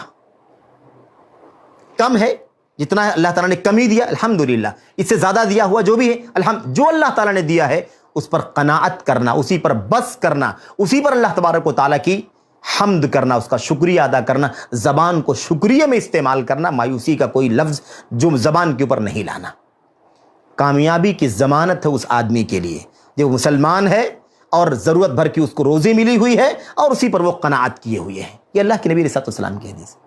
آپ وہاں اللہ کے نبی نے فرمایا بہترین روزی وہ ہے گزر بسر کے برابر. یہاں آپ نے فرمایا گزر بسر کی روزی جس کو مل گئی وہ کیا ہو گیا؟ کامیاب ہو گیا. یہ اصل پانت ہے، اصل راستہ ہے روزی کے معاملے میں، جس پر ہم سب کو چلنے کی کوشش کرنی چاہیے. میرے بھائی بہت زیادہ کشادگی میں جب آدمی جاتا ہے نا تو بہت ساری الجھنوں میں بھی چلا جاتا ہے. کشادگی والوں کو ڈپریشن بھی ہو جاتا ہے. کشادگی والوں کو ایسا ٹینشن ہوتا ہے کہ انجیکشن لینا پڑتا تو نیند آتی. کتنے لوگوں کو ٹیبلٹ کھائے بغیر نیند نہیں آتی؟ اس لیے نہیں کہ اس کے پاس ہے نہیں، اس لیے کہ اس کے پاس اتنا زیادہ ہے کہ اس زیادہ ہونے کی وجہ سے اس کو الجھن ہے. میرے بھائیو بہت ساری مشکلات بھی پیدا ہوتی. اسی طرح اللہ کے نبی علیہ السلام نے فرمایا من اصبح منکم آمنا فی سربہ، میرے بھائیو معافا فی جسدہ عندہ قوت یومہ فکأنما حیزت لہ الدنیا بحذافیرہا. اللہ کے نبی علیہ السلام نے فرمایا جس آدمی کو اللہ تبارک و تعالیٰ نے امن اور سکون کی زندگی عطا فرمائی ہے، امن اپنے گھر کے اندر، اپنے کنبے کے اندر، اپنے قبیلے کے اندر، اپنی سرکل کے اندر، وہ امن کے ساتھ ہے، بے خوف ہے. جان کوئی مار دے گا، کوئی عزت پر حملہ کر دے گا، کوئی مال چھین لے گا، ہڑپ کر لے گا، ایسا کوئی خوف اس کو نہیں ہے. امن کی زندگی گزار رہا ہے. معافن فی جسدہ، اور جسم کے اندر کوئی بیماری نہیں، کوئی روگ نہیں ہے، بلکہ وہ عافیت کے ساتھ زندگی گزار رہا ہے. اور کیا ہے؟ عندہ قوت یومہ، اس کے پاس ایک دن کی خوراک ہے. اس کے پاس کتنی خوراک ہے بھائی؟ ایک دن کی خوراک ہے. آج کی خوراک ہے جس آدمی کے پاس، آج کی خوراک ہے. کل جب آئے گا تو کل کی خوراک ہے، پرسوں آئے گا تو پرسوں کی خوراک. یعنی جس دن پر ہم زندگی گزار رہے ہیں اس دن کی خوراک اس کے پاس موجود ہے، اور وہ امن کے ساتھ زندگی گزارتا ہے، اور کوئی اللہ تعالیٰ نے اس کو بیماری اور روگ نہیں عطا فرمایا ہے. اللہ کے نبی نے فرمایا جس کے پاس یہ تین چیزیں ہیں، سمجھ لو کہ دنیا کی ساری دولت سمیٹ کر کے اللہ نے اس کے حوالے کر دی ہے. میرے بھائیو یہ بیچ والا راستہ ہے کہ نہیں راستہ ہے؟ اعتدال کی زندگی گزر جائے، امن ہو، عافیت ہو، بیماری نہ ہو، اور معتدل روزی اللہ تبارک و تعالیٰ عطا فرما دے، تو سمجھ لو کہ دنیا کی ساری دولت اللہ تعالیٰ نے ہم کو اکٹھا کر کے دے دیا. تو یہ وہ اصل راستہ ہے. اچھا یہ تو ہو گئی بات امت کے لیے. خود نبی کریم صلی اللہ علیہ وسلم اپنے بارے میں کیا کہتے تھے؟ دعا کرتے تھے اللہم اجعل رزق آل محمد قوتا، اللہم اجعل رزق آل محمد کفافا. اللہ کے نبی صلی اللہ علیہ وسلم دعا کرتے تھے اے اللہ آل محمد کی روزی قوت بنا دے. قوت کس کو بولتے ہیں؟ دن بھر جو انسان کھاتا پیتا ہے نا، خوراک، ایک ٹائم کی خوراک، یعنی ایک ٹائم کا جو ہم کھانا کھاتے، پھر دوسرے ٹائم کا جو ہم کھانا کھاتے، تیسرے ٹائم کا جو ہم کھانا کھاتے ہیں اس کو قوت کہا جاتا ہے. یعنی یومیہ غذا، ڈیلی کی خوراک جو ہم کھاتے ہیں. اللہ کے نبی فرماتے ہیں اے اللہ آل محمد، یعنی محمد کے گھرانے اور خانوادے والوں کی روزی کتنی بنا دے؟ قوت بنا دے. یعنی ڈیلی جتنا ان کو کھانے کے لیے چاہیے اے اللہ ان کو اتنی روزی عطا فرما. دوسری روایت میں کفافا، اے اللہ آل محمد کی روزی کفاف بنا دے، یعنی اتنی بنا دے جتنے میں ان کا گزر بسر ہو جائے. یہ اللہ کے نبی صلی اللہ علیہ وسلم دعا فرمایا کرتے تھے. خیر اس معنی کی اور بہت ساری حدیثیں. اللہ کے نبی صلی اللہ علیہ وسلم کی حدیث بھی ہمارے سامنے، جس میں آپ نے فرمایا تھا سب سے بدترین برتن جو آدم کی اولاد بھرتی ہے، آدمی جو سب سے بدترین برتن فل کرتا ہے، بھرتا ہے، وہ اس کا پیٹ ہے. اس کے اندر بھی قناعت کی تعلیم دی گئی ہے، قناعت کی، اعتدال کی تعلیم دی گئی. اللہ کے نبی صلی اللہ علیہ وسلم نے فرمایا بدترین برتن کون سا ہے انسان کا؟ اس کا پیٹ ہے جسے وہ بھرتا ہے. اللہ کے نبی صلی اللہ علیہ وسلم نے فرمایا کہ اگر آدمی کو کھانا ہی ہے، ضرورت ہی ہے، تو اسے چاہیے کہ وہ کیسے کھائے. اللہ کے نبی نے فرمایا کہ پہلے آدم کے بچے کو چاہیے، آدمی کو چاہیے اتنا کھائے جتنے میں اس کی کمر سیدھی رہے. اب بتائیے کہ ہم لوگ اس اصول پر کہاں اترتے ہیں؟ کس قدر حالات ہمارے اور آپ کے ہیں، لیکن پھر بھی بسا اوقات شکریہ کے الفاظ نہیں نکلتے ہماری زبان سے. اللہ کے نبی صلی اللہ علیہ وسلم نے فرمایا صلی اللہ علیہ وسلم اس حوالے سے آپ نے فرمایا فَإِن كَانَ لَا مَحَالَةَ، اگر ضروری ہو اس سے زیادہ تو کیا اصول ہے؟ 1/3 پیٹ کا کھانے میں استعمال ہو، 1/3 کھائے، 1/3 شراب پیے، اور 1/3 نفس یعنی سانس لینے کے لیے چھوڑ دے. میرے بھائیو یہ اس میں اعتدال کی تعلیم ہے کہ نہیں تعلیم ہے؟ اس میں اعتدال کی تعلیم ہے، اس کے اندر میانہ روی کی تعلیم ہے. اللہ کے نبی صلی اللہ علیہ وسلم سمجھاتے ہیں کہ اس طرح سے ہمیں زندگی گزارنے کی کوشش کرنی چاہیے. خلاصہ اس کا کیا ہے؟ تیسری جو بات کرنی تھی آپ کے سامنے وہ یہی تھی کہ ہمیں اس راستے پر چلنے کی کوشش کرنی ہے، اور اللہ سے دعا بھی کرنی ہے کہ اللہ تبارک و تعالیٰ ہمیں کس پر رکھے؟ ہم میانہ روی کی زندگی گزاریں. حلال ضرور ہے لیکن افضل اور بہتر کیا ہے؟ خیر یہ ہے، بہتر یہ ہے، کامیابی کا راستہ یہ ہے، فلاح کا راستہ یہ ہے، اور اسی کی دعا نبی کریم صلی اللہ علیہ وسلم کیا کرتے تھے کہ گزر بسر کا جتنا تقاضا ہو اتنا اللہ تبارک و تعالیٰ پورا کر دے، بس بہت زیادہ کشادہ روزی ہمیں نہیں چاہیے۔ میرے بھائیوں، ظاہر ہے کہ ہم دنیا میں جو کچھ بھی کما لیں، جو کچھ بھی جمع کر لیں، ہمارے ساتھ وہی جانے والا ہے، ہمارا وہی ہے جتنا ہم نے کھا لیا ہے، جتنا ہم نے پہن لیا ہے، اور جو کچھ ہم نے اللہ کے راستے میں خرچ کر دیا ہے۔ یقول ابن آدم مالی مالی، آدم ہی کہتا ہے، آدم کی اولاد کہتی ہے میرا مال میرا مال میرا مال، اسی رٹ میں لگی رہتی ہے، میرا مال، جبکہ اس کا مال کیا ہے؟ وَلَيْسَ مِن مَالِهِ إِلَّا مَا أَكَلَ فَأَفْنَاهُ وَمَا شَرِبَ فَأَبْلَاهُ وَمَا لَبِسَ فَأَبْلَاهُ وَمَا تَصَدَّقَ فَأَمْضَاهُ۔ لیکن آدم کے بچے کا، آدمی کا اصل مال کیا ہے؟ اللہ کے نبی نے فرمایا اس کا اصل مال وہی ہے جو اس نے کھا لیا پی لیا، نمبر 1۔ نمبر 2، جو اس نے پہن کر کے پرانا کر دیا۔ نمبر 3، جو اس نے اللہ تبارک و تعالیٰ کے راستے میں خرچ کر دیا۔ وما سواہ، یہ دیکھیے نقطہ یہاں ساتھ ساتھ میں بیان فرمایا، وما سواہ، اور اس کے علاوہ جو باقی بچتا ہے، اس کے علاوہ جو آدمی کام کرتا ہے، دوڑ دھوپ کرتا ہے، ہماری کرتا ہے، کوشش کرتا ہے، وما سواہ ذاہب وتارکہ للناس، اس کے سوا سب ختم ہو جانے والا ہے، اور اس کے سوا جو کچھ ہے وہ دوسرے لوگوں کے لیے چھوڑ کے جانے والا ہے، اس کا اپنا نہیں ہے۔ میرے بھائیوں، آدمی زندگی بھر کماتا ہے، محنت کرتا ہے، حلال حرام سب کرتا ہے، اس کی آنکھ بند ہوتی ہے، وہ موت کے منہ میں چلا جاتا ہے، اس کے مرتے ہی وارثین کا جھگڑا شروع ہو جاتا ہے، بٹوارے کی باتیں ہوتی رہتی ہیں، جبکہ اس آدمی نے اتنی محنت کیا تھا کہ حلال و حرام کا راستہ بھی اس نے چھوڑ دیا تھا، تمیز کرنا ختم کر دیا تھا، بس مال کی کوشش کر رہا تھا۔ کیوں؟ اس لیے کہ میری اولاد فائدہ اٹھائے گی، میری اولاد خوشحال زندگی گزارے گی۔ میرے بھائیوں، اللہ تبارک و تعالیٰ نے، اللہ کے نبی علیہ السلام نے یہ بات سمجھائی کہ ہمارا جو راستہ ہونا چاہیے وہ اعتدال کا راستہ ہونا چاہیے۔ اچھا، جب اعتدال کے راستے پر ہم زندگی گزاریں گے، میانہ روی، تو ہم حرام کی طرف قدم نہیں بڑھائیں گے۔ لالچ کی وجہ سے انسان حرام کی طرف قدم بڑھاتا ہے، لالچ کی وجہ سے شیطان ہم پر کامیابی حاصل کرتا ہے، ہم کو غلط راستے کی طرف ڈالتا ہے، لالچ پیدا کرتا ہے، اس ڈیل میں اتنا فائدہ ہو جائے گا، اس ڈیل میں اتنا فائدہ ہو جائے گا، اس ڈیل میں اتنا فائدہ ہو جائے گا۔ اچھا، اللہ تبارک و تعالیٰ کے راستے میں خرچ کرنے کا جذبہ ہمارے پاس ہونا چاہیے، اور اللہ کے راستے میں خرچ کرنے کے جذبے کے لیے اور سخاوت اور فیاضی کے ساتھ خرچ کرنے کے لیے بہت زیادہ مالدار ہونا ضروری نہیں ہے، اس لیے کہ سخاوت اور فیاضی کا تعلق انسان کی اپنی حیثیت پر ڈیپینڈ کرتا ہے۔ ایک آدمی 100 روپے کا مالک ہے اور اس کا خرچہ 50 روپے کا ہے، تو 50 روپے میں وہ خرچ کرے، کشادگی ہے کہ نہیں کشادگی؟ کافی ہے اس کے لیے، فیاضی ہے اس کے اندر، تو یہ کافی ہے۔ آدمی کی جتنی حیثیت ہے، اس حیثیت میں وہ اللہ تبارک و تعالیٰ کے راستے میں خرچ کرے، اسے اللہ تبارک و تعالیٰ کے راستے میں خرچ کرنے والا کہا جائے گا۔ یہ جذبہ کافی ہے اس کے لیے۔ اسی لیے صحابہ کرام جن کے پاس کشادگی تھی وہ تو خرچ کرتے ہی تھے، جن کے پاس کشادگی نہیں تھی وہ کہتے تھے اللہ کے نبی صلی اللہ علیہ وسلم کل جنگ کے لیے نکلنا ہے نا، ہم بھی کچھ مدد کریں گے جنگ کے اندر۔ اور ہم جاتے تھے، صحابہ کرام محنت کرتے تھے، لکڑیاں ڈھوتے تھے، گٹھر کے گٹھر اٹھاتے تھے، اور جو مزدوری پاتے تھے وہ کسی نے 1 سا جو کے بدلے میں، کسی نے آدھے سا گیہوں کے بدلے میں، یا کسی اور چیز کے بدلے میں کوئی مزدوری لی ہے، مزدوری کروائی ہے، وہ لے کر کے اللہ کے نبی یہ لے لیجیے، میں اللہ کے راستے میں خرچ کرنا چاہتا ہوں۔ منافقین مذاق اڑاتے تھے، اللہ کے نبی کہتے تھے نہیں، یہ تو سب سے بڑا صدقہ ہے، کیونکہ ایک آدمی زیادہ کشادگی میں سے لے کر کے آیا ہے، اس سے زیادہ کامیاب وہ آدمی ہے جو اپنی محدود حیثیت کے باوجود بھی لے کر کے اللہ کے راستے میں خرچ کیا ہے۔ تو اصل میں یہ ضروری نہیں کہ بہت زیادہ کشادگی ہو، جس کے پاس جو حیثیت ہو، جس کے پاس بہت زیادہ کشادگی وہ اپنی حیثیت سے خرچ کرے، جس کے پاس کم وہ اپنی حیثیت، جس کے پاس اور کم، جس کے پاس اور کم، سب اپنی حیثیت سے خرچ کرے، یہ کافی۔ تو یہ ہے اللہ تبارک و تعالیٰ کے کلام اور نبی کی سنت کی روشنی میں روزی کے حوالے سے 3 بہت بنیادی اصول۔ روزی رساں اللہ تبارک و تعالیٰ ہے، روزی کسی کی چھوٹ نہیں سکتی ہے، جب تک انسان اپنی لکھی ہوئی روزی حاصل نہیں کر لے گا، وہ مرنا بھی چاہے گا تو اس کی موت نہیں آئے گی۔ روزی اپنی لکھی ہوئی کھا کے ہی اسے مرنا ہے۔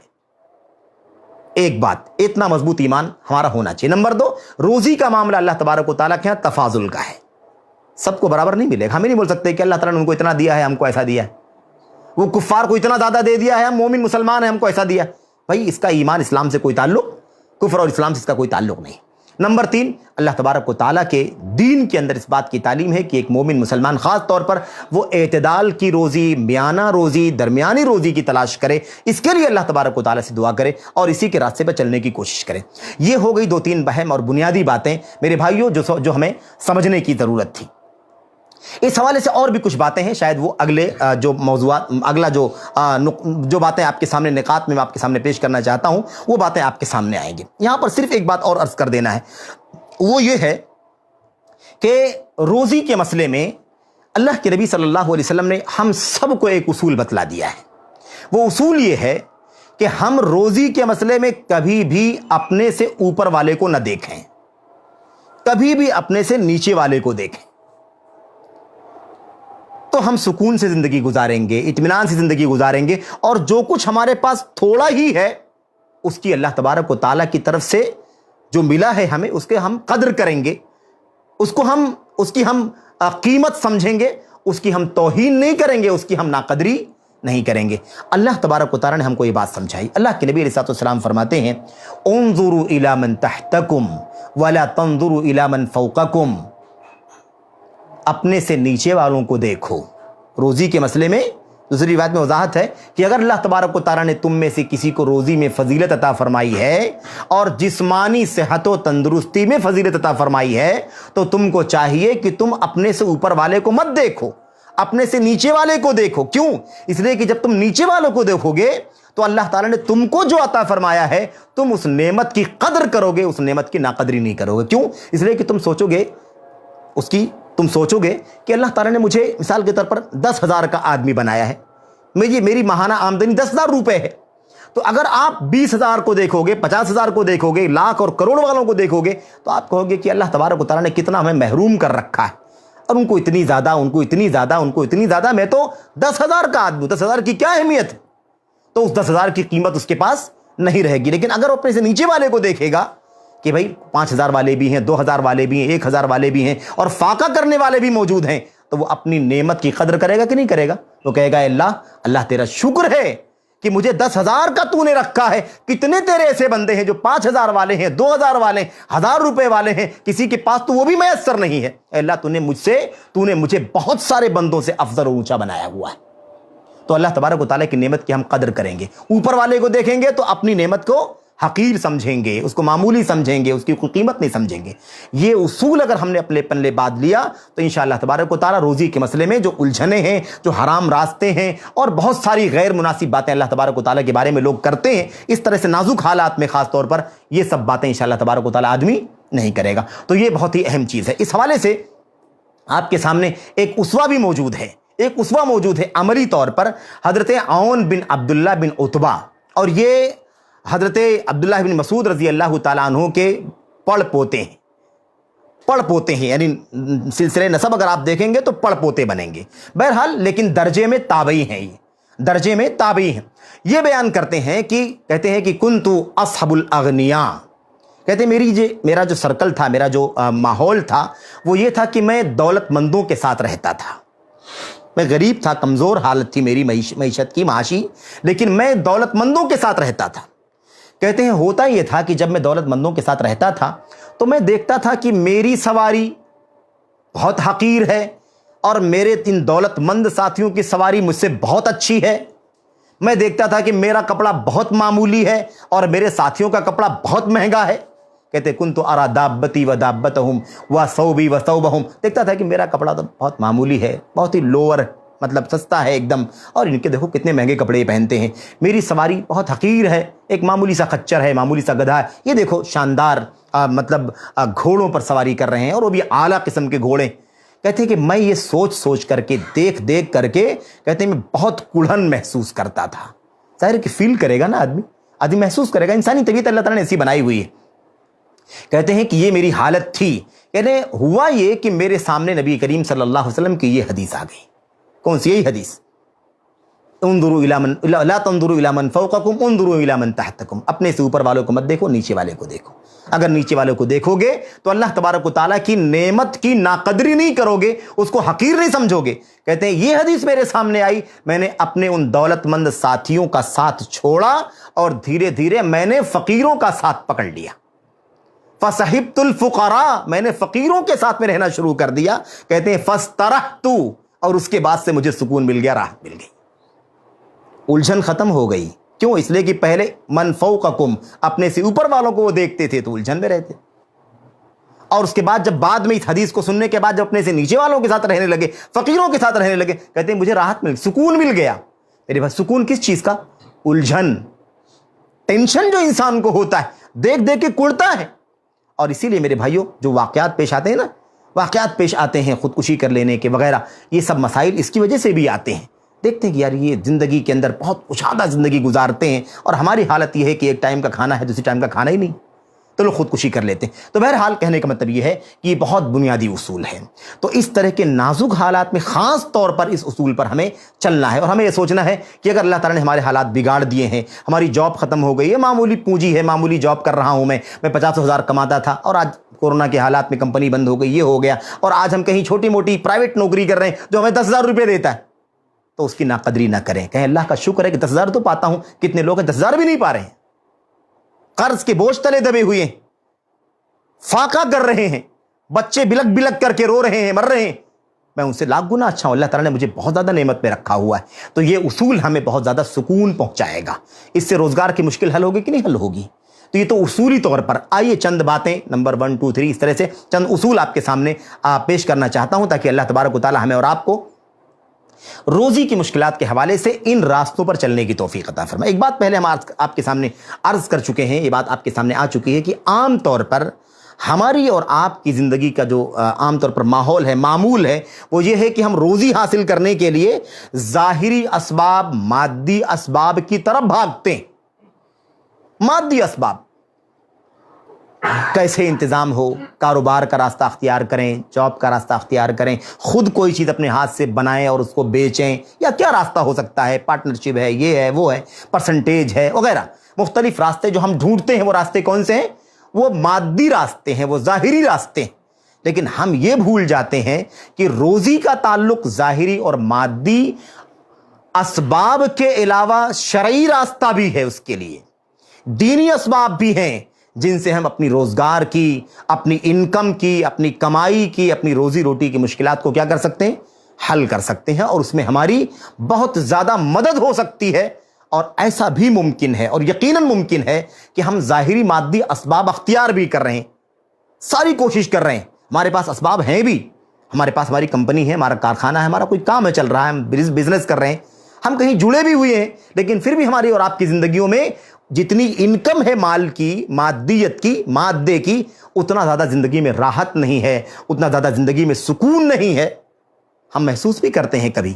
تو ہمیں یہ جاننا ضروری ہے کہ صرف اور صرف روزی کی مشکلات کو, انکم کی مشکلات کو, اور انسان جو روز مرہ کی زندگی گزارتا اس کی مشکلات کو صرف اور صرف مادی اسباب کے ذریعے سے حل نہ کرے, بلکہ مادی اسباب کو اختیار کرے اور ساتھ ساتھ جو اس کے شرعی اسباب ہیں, دین میں جو رہنمائی ہے, ان رہنمائیوں پر بھی توجہ دے تاکہ اللہ تبارک و تعالیٰ اس کی مشکلات کو حقیقت میں آسان فرمائے. یہ ہماری اور آپ کی ذمہ داری ہے, اور یہی اصل میں نقطہ تھا جو بیان کرنے کے لیے آپ کے سامنے آج کا یہ عنوان منتخب کیا گیا تھا. مطلب براہ راست, ورنہ اصولی باتیں تو آپ کے سامنے ویسے بھی آتی رہتی ہیں اور آنی بھی چاہیے. نمبر 1, پہلی بات, روزگار کی مشکلات کو حل کرنے کے لیے ہمیں کیا کرنا چاہیے؟ شرعی اسباب ہیں. مادی اسباب تو ہم زیادہ جانتے ہیں الحمدللہ, مطلب جاب اور مطلب کاروبار اور بزنس تو ہم جانتے ہی ہیں, لیکن اس کے علاوہ شرعی جو حل ہے اس کا, جس سے انشاءاللہ تبارک و تعالیٰ روزگار کی مشکلیں حل ہو جائیں گی. اچھا آپ یہ بھی دیکھیں کہ روزگار کی مشکلات جب بڑھتی ہیں تو ان اسباب کو تو ایسے بھی اختیار کرنا چاہیے, لیکن جب نازک حالات ہو جائیں, مشکل حالات ہو جائیں, تو ہمیں اور زیادہ شرعی اسباب پر عمل کرنا چاہیے. لیکن ہوتا کیا ہے کہ جب مشکلات بڑھتی ہیں روزگار کی تو ہم ان شرعی اسباب سے اور دور ہوتے چلے جاتے ہیں. کیوں؟ اس لیے کہ اتنا الجھن ہے, اتنا ٹینشن ہے ہمیں میرے بھائیوں کہ ہم ان شرعی اسباب کو اختیار ہی نہیں کر پاتے. یہ مسئلہ پیش آتا ہے, اور یہ بہت بڑی مایوسی, بہت بڑی محرومی کی بات ہے میرے بھائیوں کہ جن نازک حالات میں ہمیں شرعی اسباب اختیار کرنا چاہیے, ان نازک حالات میں ہم اور بھی زیادہ دور ہو جاتے ہیں اور اللہ تبارک و تعالیٰ کے ان شرعی اسباب کے اوپر نہیں چل پاتے. نمبر 1, پہلی بات جو ہمیں سمجھنی چاہیے وہ یہ ہے کہ ہم, اللہ تبارک و تعالیٰ نے ہمیں اس بات کو سمجھایا ہے. اختصار کے ساتھ یہ باتیں میں عرض کروں گا, چند پوائنٹ صرف آپ کے سامنے عرض کرنا ہے. پہلی بات یہ ہے کہ روزگار کی مشکلات کو حل کرنے کے لیے ہمیں اللہ تبارک و تعالیٰ کی بندگی کے لیے, عبادت کرنے کے لیے فارغ ہونا پڑے گا. اچھا, فارغ ہونے کا مطلب یہ نہیں ہے کہ کام کاج بند کر دیں، جاب چھوڑ دیں اور بزنس اور کاروبار جو کر رہے تھے اس کو سب بند کر کے اب صرف عبادت پہ لگ جائیں۔ فارغ ہونے کا معنی یہ نہیں ہے، فارغ ہونے کا معنی یہ ہے کہ ذہنی طور پر، قلبی طور پر فارغ ہو کر کے پورے اطمینان کے ساتھ پورا دل اور پورا ذہن، پوری توجہ اللہ تبارک و تعالیٰ کی عبادت میں لگا کر کے اللہ تبارک و تعالیٰ کی عبادت کریں، دل لگا کر کے عبادت کریں، خشوع اور خضوع کے ساتھ عبادت کریں، تو اللہ تبارک و تعالیٰ ہماری روزی کی مشکلات کو حل فرما دے گا۔ عام طور پر کیا ہوتا ہے؟ عام طور پر ہوتا یہ ہے کہ ہم لوگ اس حوالے سے ہم کوتاہی کرنے لگتے ہیں۔ اچھا، ہمارا جب کاروبار زیادہ پھیل جاتا ہے تب ہم کو اور نماز کا ٹائم نہیں ملتا، اور عبادت میں سستی اور کوتاہی ہوتی ہے، پھر ہم جلدی سے پڑھ کے نکلنا چاہتے ہیں۔ کوئی معاملہ جڑا ہوا ہے، کال آنے والا ہے، پارٹی آنے والی ہے، یہ مشکلات ہے، اس کے ساتھ میٹنگ ہے، اس کے ساتھ میٹنگ ہے، جلدی جلدی نماز پڑھو کیونکہ اس سے ملنا ہے۔ میرے بھائیو، مسئلہ یہ ہے کہ اللہ تبارک و تعالیٰ سے جس مسئلے کو ہم حل کرانا چاہتے ہیں اس مسئلے کو حل کرانے کا راستہ ہی وہی ہے جس کو ہم چھوڑ رہے ہیں۔ اللہ کے نبی علیہ السلام نے فرمایا کہ اللہ تبارک و تعالیٰ فرماتا ہے، اللہ تبارک و تعالیٰ کیا فرماتا ہے؟ تفرغ لعبادتی، تفرغ لعبادتی، اور یہ بہت پیاری حدیث ہے، اسی لیے سب سے پہلے اس کو ہم نے آپ کے سامنے عرض کرنا چاہا ہے۔ یا ابن آدم، اللہ تبارک و تعالیٰ حدیث قدسی اللہ تعالیٰ فرماتا ہے، یا ابن آدم تفرغ لعبادتی، اے آدم کے بچے، اے آدم کی اولاد، میری عبادت کے لیے فارغ ہو جا، یعنی میری عبادت فارغ القلب ہو کر کے اور ذہن کو اطمینان کے ساتھ، ذہن میں کوئی دنیا بھر کی چیزیں نہیں ہونی چاہیے، اللہ تبارک و تعالیٰ کی عبادت میں ذہن کو، دل کو، دماغ کو لگا کر کے عبادت کرنا ہے ہمیں۔ اللہ تعالیٰ فرماتا ہے تفرغ لعبادتی، میری عبادت کے لیے تو فارغ ہو جا۔ اس کا نتیجہ کیا نکلے گا؟ اللہ تبارک و تعالیٰ فرماتا ہے املا صدرک غنًا، تو میں تیرے سینے کو مالداری سے بھر دوں گا، تیرے سینے کو مالداری سے بھر دوں گا، اور تیری فقیری کو میں فل کر دوں گا۔ یعنی فقیری ایک گڑھا ہے، فقیری کیا ہے؟ ایک گڑھا ہے، ایک کھائی ہے۔ اللہ فرماتا ہے میں اس گڑھے کو، اس کھائی کو کیا کر دوں گا؟ مال سے، دولت سے بھر دوں گا، تیری فقیری ختم ہو جائے گی اور تیری مالداری تیرے سینے کے اندر بھر جائے گی۔ اللہ تبارک و تعالیٰ کی طرف سے اس بات کا اعلان ہے، اے آدم کے بچے، اے آدمی، اے آدم کی اولاد، تو میری عبادت کے لیے فارغ ہو جا، میں تیرے سینے کو مالداری سے بھر دوں گا اور تیری فقیری کو ختم کر دوں گا، مالداری اس کے بدلے میں مالداری عطا فرما دوں گا۔ وَإِلَّا تَفْعَلْ، اور اگر تو ایسا نہیں کرے گا، دونوں باتیں حدیث کے اندر اللہ فرماتا وَإِلَّا تَفْعَلْ، اور اگر تو ایسا نہیں کرے گا، ایسا نہیں کرے گا، کیا مطلب؟ ایسا نہیں کرے گا اس کا مطلب یہ ہے کہ آدمی اسی دنیا کی دوڑ دھوپ میں، اسی ہائے ماری میں، نماز ٹائم پر نہیں، نماز کا نام اس لیے بار بار آتا ہے کیونکہ نماز، بھائی کلمہ توحید کے بعد سب سے اونچا مقام تو نماز کا ہی ہے اور سب سے آسان عبادت ہے، لیکن سب سے زیادہ کوتاہی بھی اسی کے اندر پائی جاتی ہے۔ روزہ رکھنا ہے، روزہ آدمی بھوکے پیاسے رہ کے سارے کام کرتا رہتا ہے، لیکن نماز کا مسئلہ بڑا نازک ہے۔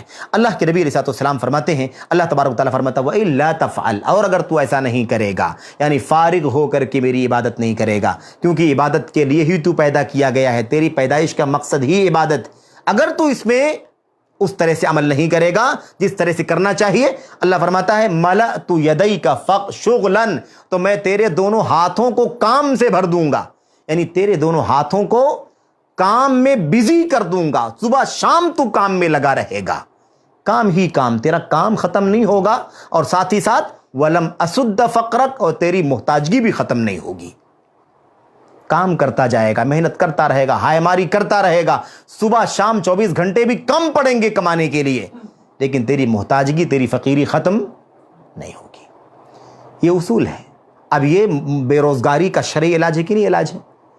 کم سے کم وہ بندگی جس کے لیے ہم پیدا کیے گئے ہیں، کم سے کم اس کو سکون کے ساتھ، اطمینان کے ساتھ، میرے بھائیوں، اگر اس کو ادا کریں تو آپ بتائیے کہ اللہ تبارک و تعالیٰ وعدہ کرتا ہے، اعلان ہے کہ ساری مشکلات تیری میں کیا کر دوں گا؟ حل کر دوں گا۔ دوسری روایت کے اندر اور بھی زیادہ وضاحت ہے، اس کے اندر یہ بات بیان فرمائی ہے، اللہ تبارک و تعالیٰ فرماتا ہے میری عبادت کے لیے تو فارغ ہو جا، میں تیرے دل کو مالداری سے بھر دوں گا اور تیرے دونوں ہاتھوں کو رزق سے، روزی سے بھر دوں گا، تیرے دونوں ہاتھوں کو روزی سے بھر دوں گا۔ یعنی کیا مطلب؟ آدمی دونوں ہاتھوں سے سمیٹتا چلا جائے، کشادگی ہو جائے گی۔ اور آپ کو یاد ہوگا وہ پس منظر جب صحابہ ہجرت کر کے مکہ سے مدینہ آئے تھے، ہے نا، ہجرت کر کے مکہ سے مدینہ آئے تھے وہاں کاروباری، दौलतमंद थे, बिजनेस करने वाले लोग थे, यहाँ आ गए घर बार कारोबार सब छोड़ करके यहाँ मुहताज हो गए। अल्लाह के नबी अलैहि सलाम ने भाईचारा करवा दिया, अंसारियों ने पूरा साथ दिया, कोई कमी नहीं छोड़ी मेरे भाइयों। लेकिन आप देखिए सहाबा ने क्या कहा, हमको आप सब देना चाहते हैं, आप मत दीजिए, आप हमें, अल्लाह आपको जज़ाए खैर दे, मार्केट का बाजार का रास्ता बता दीजिए, हम छोटा सा कारोबार करेंगे, छोटी सी पूंजी से अपना काम शुरू करेंगे, 10 रुपए का सामान खरीदेंगे, 12 रुपए में बेचेंगे, किस तरह से करेंगे। सहाबा बयान फरमाते हैं, हम अल्लाह की इबादत करते थे, उसकी बंदगी करते थे, और थोड़ा सा वक्त निकाल करके दिन में किसी वक्त कारोबार करते थे, बाजार में जाकर कोई सामान बेच करके आते थे। कहते हैं कि हम हाथ से अगर मिट्टी भी उठाते थे तो अल्लाह तबारक व तआला उसको सोना बना देता था। इतनी बरकतें उनको अल्लाह तबारक व तआला अता फरमा। क्यों? इसलिए कि वो मुतफर्रिग थे। आप अल्लाह ताला की इबादत व बंदगी में पूरा दिल लगा करके, पूरा जहन, पूरी तवज्जो अल्लाह तबारक व तआला की बंदगी में लगाते थे। वो सहाबा की ज़िंदगी थी, सहाबा की सीरत की बात हो रही है मेरे भाइयों। तो ये अमली नमूना भी हमारे सामने मौजूद है। तो ये एक पहला सबब है क्या, कि अगर हम अपनी रोज़ी की रोज़गार की मुश्किलों को हल करना चाहते हैं तो अपना ताल्लुक़ अल्लाह तबारक व तआला से मजबूत करें, अपनी इबादत पर नजर सानी करें। हम नमाज पढ़ते भी हैं तो नमाज कैसी पढ़ते हैं मेरे भाई, बिल्कुल भागम भाग वाली नमाज पढ़ते हैं कि नहीं पढ़ते? इंसान इधर फोन बज रहा है, नमाज में है, जल्दी जल्दी क्या पढ़ा नहीं पढ़ा मेरे भाई, उसको पता है कि फोन, नमाज का टाइम जो है वो फोन करने का टाइम है, फोन आएगा पार्टी का, जल्दी जल्दी सलाम फेरा, फौरन जेब में हाथ डाला और कॉल पे लग गया। वो क्या नमाज, कहाँ तवज्जो, तफर्रग ली इबादती, मेरी इबादत के लिए तो फारिग हो जा, यानी दिल को, तवज्जो को सिर्फ और सिर्फ अल्लाह की इबादत में लगा। तो ये पहला सबब है मेरे भाइयों। अल्लाह ताला फरमाता है कि मैं तेरे दोनों हाथों को रोजी से भर दूंगा, तेरी फकीरी खत्म कर दूंगा, तेरी मोहताजगी खत्म कर दूंगा, तेरे रोजी के असबाब बना दूंगा। ये अल्लाह तबारक व तआला का वादा है, नंबर 1। नंबर 2, दूसरा सबब क्या है, हमारा अल्लाह तबारक व तआला पर तवक्कुल और भरोसा वैसे होना चाहिए जैसा अल्लाह तबारक व तआला को मतलूब है, अल्लाह ताला को मंजूर है। तवक्कुल का क्या मतलब होता है? तवक्कुल यानी अल्लाह तबारक व तआला पर एतमाद, अल्लाह पर भरोसा। तवक्कुल और एतमाद ये हाथ पर हाथ रख करके बैठने का नाम नहीं है। ये भी एक तबका है समाज के अंदर। ऐसे लोग भी हमारे भाई पाए जाते हैं जिनके यहाँ क्या पाया जाता है, कोई सेटल था, बहुत अच्छा कारोबार, कोई जॉब, बराबर निज़ाम चलता था, आज वो डिस्टर्ब हो गया है तो अब बिल्कुल मायूस होकर के घर पर पे बैठा हुआ है, कहता अब तो अल्लाह मालिक है, वही रोजी देने वाला, वो देगा। ये क्या है? ये तवक्कुल नहीं है। ये अल्लाह पर भरोसे का मतलब ये नहीं है कि आदमी आजिज हो करके, निकम्मा हो करके, नाकारा बन करके बैठ जाए, बल्कि तवक्कुल ये है कि अल्लाह तबारक व तआला पर भरोसा रखे, लेकिन अपनी ताकत का इस्तेमाल करे, हलाल रास्ते में कोशिश करे, मेहनत करे, दौड़ भाग करे, तलाश करे, मेहनत सर्फ करे, वक्त लगाए, उसके बाद अल्लाह तबारक व तआला के ऊपर भरोसा रखे कि अल्लाह तबारक व तआला हमें इस सबब का अख्तियार करना हमारे ज़िम्मे था और रोज़ी देना अल्लाह तबारक व तआला के ज़िम्मे है। हमने अपना काम कर दिया, अल्लाह की ज़ात से उम्मीद है कि अल्लाह ताला हमको रोज़ी अता फरमाएगा। तो मेरे भाइयों, तवक्कुल और एतमाद अल्लाह तबारक व तआला पर मजबूत होना चाहिए। ऐसा नहीं होना चाहिए, और ये हम सब की कमज़ोरी है, हम सब की कमी है मेरे भाइयों, कि हमारा एतमाद और भरोसा ज़ाहिरी असबाब व वसाइल पर होता है। हमारा कोई काम है, हमारे सामने कोई इवेंट है, मिसाल के तौर पर शादी का मसला है या और कोई मसला है, बीमारी है, उसका इलाज है, उसके लिए हमें पैसे खर्च करने हैं। अब हमें अगर एतमाद है, हमारा कोई डील है किसी से और फला पार्टी की तरफ से पैसा आने वाला है, हमारा पूरा एतमाद उसके ऊपर रहता है, वो आएगा, हम पेमेंट कर देंगे, आएगा, हम दे देंगे। अगर किसी वजह से वो मामला रुक जाता है तो मायूसी छा जाती है कि नहीं छा जाती है? ऐसा लगता है कि सारे रास्ते क्या हो गए, हमारे सारे रास्ते बंद हो गए, अब कहां से इंतजाम होगा, अब क्या होगा? मेरे भाइयों, ये नहीं होना चाहिए कि अब क्या होगा। अब हमें यह है कि आप दूसरे रास्ते की कोशिश करें और भरोसा अल्लाह ही पर रखना है कि रोजी का इंतजाम और मुश्किल का हल अल्लाह तबारक व तआला ही फरमाएगा।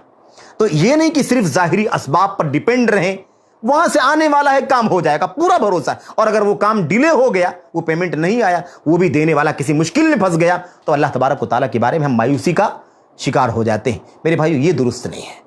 अल्लाह पर तवक्कुल ये है कि हम फिर दूसरे रास्ते पर चलें, दूसरा सोल्यूशन तलाश करें और दूसरे रास्तों में हम दौड़ भाग करें। अल्लाह तबारक व तआला पर एतमाद रखें कि अल्लाह ताला ज़रूर इंतज़ाम करेगा। اللہ کے نبی علیہ السلام کی اس حوالے سے بہت ساری حدیثیں موجود ہیں. اللہ تبارک و تعالیٰ فرماتا ہے وَمَن يَتَوَكَّلْ عَلَى اللَّهِ فَهُوَ حَسْبُهُ, جو اللہ تبارک و تعالیٰ پر بھروسہ رکھتا ہے, توکل کرتا ہے, اللہ تبارک و تعالیٰ اس کے لیے کافی ہو جاتا ہے. ہم جانتے ہیں مشہور آیت کریمہ اللہ کے نبی علیہ السلام کی وہ حدیث بھی مشہور ہے جس میں اللہ کے نبی نے فرمایا لو انکم تتوکلون علی اللہ حق توکلہ لرزقکم کما یرزق الطیر تغدو خماصا وتروح بطانا. اللہ کے نبی علیہ السلام نے فرمایا اگر تم اللہ تبارک و تعالیٰ پر ویسے ہی بھروسہ رکھو, ویسے ہی توکل کرو جیسے پرندے اللہ پر توکل کرتے ہیں, بھروسہ کرتے ہیں, تو اللہ تبارک و تعالیٰ تمہیں بھی ویسے ہی روزی عطا فرمائے گا جیسے اللہ پرندوں کو روزی عطا فرماتا ہے. تغدو خماصا, جب وہ صبح کے وقت اپنے گھونسلوں سے نکلتے ہیں تو خالی پیٹ نکلتے ہیں, بھوکے پیاسے نکلتے ہیں, اور جب واپس آتے ہیں شام کو تو ان کا پیٹ بھرا ہوا ہوتا ہے. بھروسہ, کوئی سامنے کوئی ان کے بظاہر کوئی سبب دکھائی نہیں دیتا ہے, جیسا کہ ہم نے عرض کیا کہ ان کے پاس نہ کوئی جاب ہوتا ہے, نہ ان کے پاس کوئی کاروبار ہوتا ہے, بس وہ اپنی کوشش میں لگ جاتے ہیں, وہ دوڑتے ہیں, اڑتے ہیں, پرواز کرتے ہیں, یہاں سے وہاں جنگلات میں اور جھاڑیوں پر یہاں وہاں دوڑتے ہیں, اور وہاں اللہ تبارک و تعالیٰ ان کے لیے روزی کا انتظام کر دیتا ہے. شام کو آتے ہیں, پیٹ بھرا ہوتا ہے اور بچوں کا بھی انتظام رہتا ہے. اللہ کے نبی علیہ السلام نے فرمایا ایسا ہمارا اعتماد ہونا چاہیے. ہم دوڑ بھاگ کریں, کوشش کریں, اس کے لیے تگ و دو کریں, محنت کریں, حلال راستے تلاش کریں, اس کے بعد اللہ تبارک و تعالیٰ پر بھروسہ رکھیں, اللہ تبارک و تعالیٰ ہماری روزی کا انتظام ضرور فرمائے گا. تو ہماری ذمہ داری ہے کہ روزگار کی مشکلات میں ہم اللہ تبارک و تعالیٰ پر ویسے توکل کریں جیسے اللہ تبارک و تعالیٰ پر توکل کرنے کا حق ہے. یہ ہماری ذمہ داری ہے, نمبر ایک. نمبر دو باتیں ہو گئی. نمبر تیسری بات جو ہے یہ دیکھیں شرعی اسباب. شرعی اسباب میں سے تیسرا سبب کیا ہے؟ اگر ہم چاہتے ہیں کہ اللہ تعالیٰ ہماری روزی کی مشکلات کو حل کر دے, روزی کی مشکلات حل کر دے, ہمارے پاس کوئی روزگار نہیں ہے, اللہ تعالیٰ کسی روزگار کا انتظام کر دے, کوئی انکم کا انتظام کر دے, کہیں سے آمدنی شروع ہو جائے, یا آمدنی ہے لیکن کم ہے, تنگ ہے, محدود ہے, اللہ تعالیٰ کشادگی فرما دے. اگر ہماری یہ کوشش ہے, ہم یہ سوچتے ہیں, تو اللہ تبارک و تعالیٰ نے ہمیں ایک اور راستہ بیان فرمایا ہے. وہ راستہ کیا ہے؟ وہ راستہ یہ ہے کہ ہمارے جو رشتہ دار ہیں, ہمارے جو ناتے والے ہیں, ہمارے جو اعزاء ہیں, ہمارے جو اقارب ہیں, ان سے صلہ رحمی کریں, ان سے رشتے ناتے جوڑیں جن سے ہماری بات چیت نہیں, جن سے ہمارا تعلق نہیں, چاہے کوئی وجہ ہے یا کوئی وجہ نہیں ہے, ایسے ہی وہ اپنے کام میں بزی ہیں, اپنے کام میں بزی ہیں, نہ ان کو ہم سے مطلب ہے, نہ ہم کو ان سے مطلب ہے, کوئی بھی وجہ ہو سکتی ہے. اللہ کے نبی علیہ السلام نے فرمایا کہ تم کو چاہیے کہ اپنی روزیوں میں اگر کشادگی پیدا کرنا چاہتے ہو, روزگار کا مشکل حل کرنا چاہتے ہو, تو تمہیں چاہیے کہ تم کیا کرو, تم رشتے ناتے جوڑو. جو رشتہ تم سے کاٹتے ہیں ان سے رشتہ جوڑو, ان سے نہیں جوڑو صرف, جو تم سے جوڑتے ہیں تو تم بھی جوڑتے ہو. اس کو جوڑنا نہیں کہا جاتا ہے کہ ہم سے وہ رشتہ جوڑتا ہے تو ہم بھی جوڑتے ہیں. ہم کہتے بھی نا کبھی کبھی کہ بھئی وہ ہم سے تعلق نہیں رکھتا ہے تو ہم کیوں رکھیں, وہ رکھے گا تو ہم رکھیں گے. اللہ کے نبی فرماتے ہیں کہ یہ تو رشتہ جوڑنا ہے ہی نہیں. ایسا کرنے والے کو رشتہ جوڑنے والا نہیں کہا جاتا. رشتہ جوڑنے والا کون ہے؟ جس کو کاٹا جائے اور وہ جوڑنے کی کوشش کرے, وہ رشتہ جوڑنے والا ہے. تو رشتہ ناتا جوڑنا میرے بھائیوں, ہمارے بھائی ہو سکتے ہیں, ہماری بہنیں ہو سکتی ہیں, ہماری پھوپھیاں ہو سکتی ہیں, ہماری ممانیاں ہو سکتی ہیں, ہمارے قریب کے دور کے اور بھی لوگ ہو سکتے ہیں. جو بھی رشتے ناتے میں کہیں آتے ہیں, ہم کو چاہیے کہ ہم اپنی روزی کی تنگی کو دور کرنا چاہتے ہیں, ہم اپنی بے روزگاری ختم کرنا چاہتے ہیں, تو فوراً اپنے رشتہ داروں کو ڈھونڈنا شروع کر دیں اور ان کو جمع کرنا شروع کر دیں. ان سے ملاقات کریں, ان کے دکھ سکھ کو سمجھیں, ان کے ساتھ بات چیت کریں, ان کی خبرگیری کریں, ان کے جیسے بھی حالات ہوں ان کے اندر جو بھی آپ کی شرکت ہو سکتی ہے وہ آپ کریں. یہ ہماری ذمہ داری ہے میرے بھائیوں.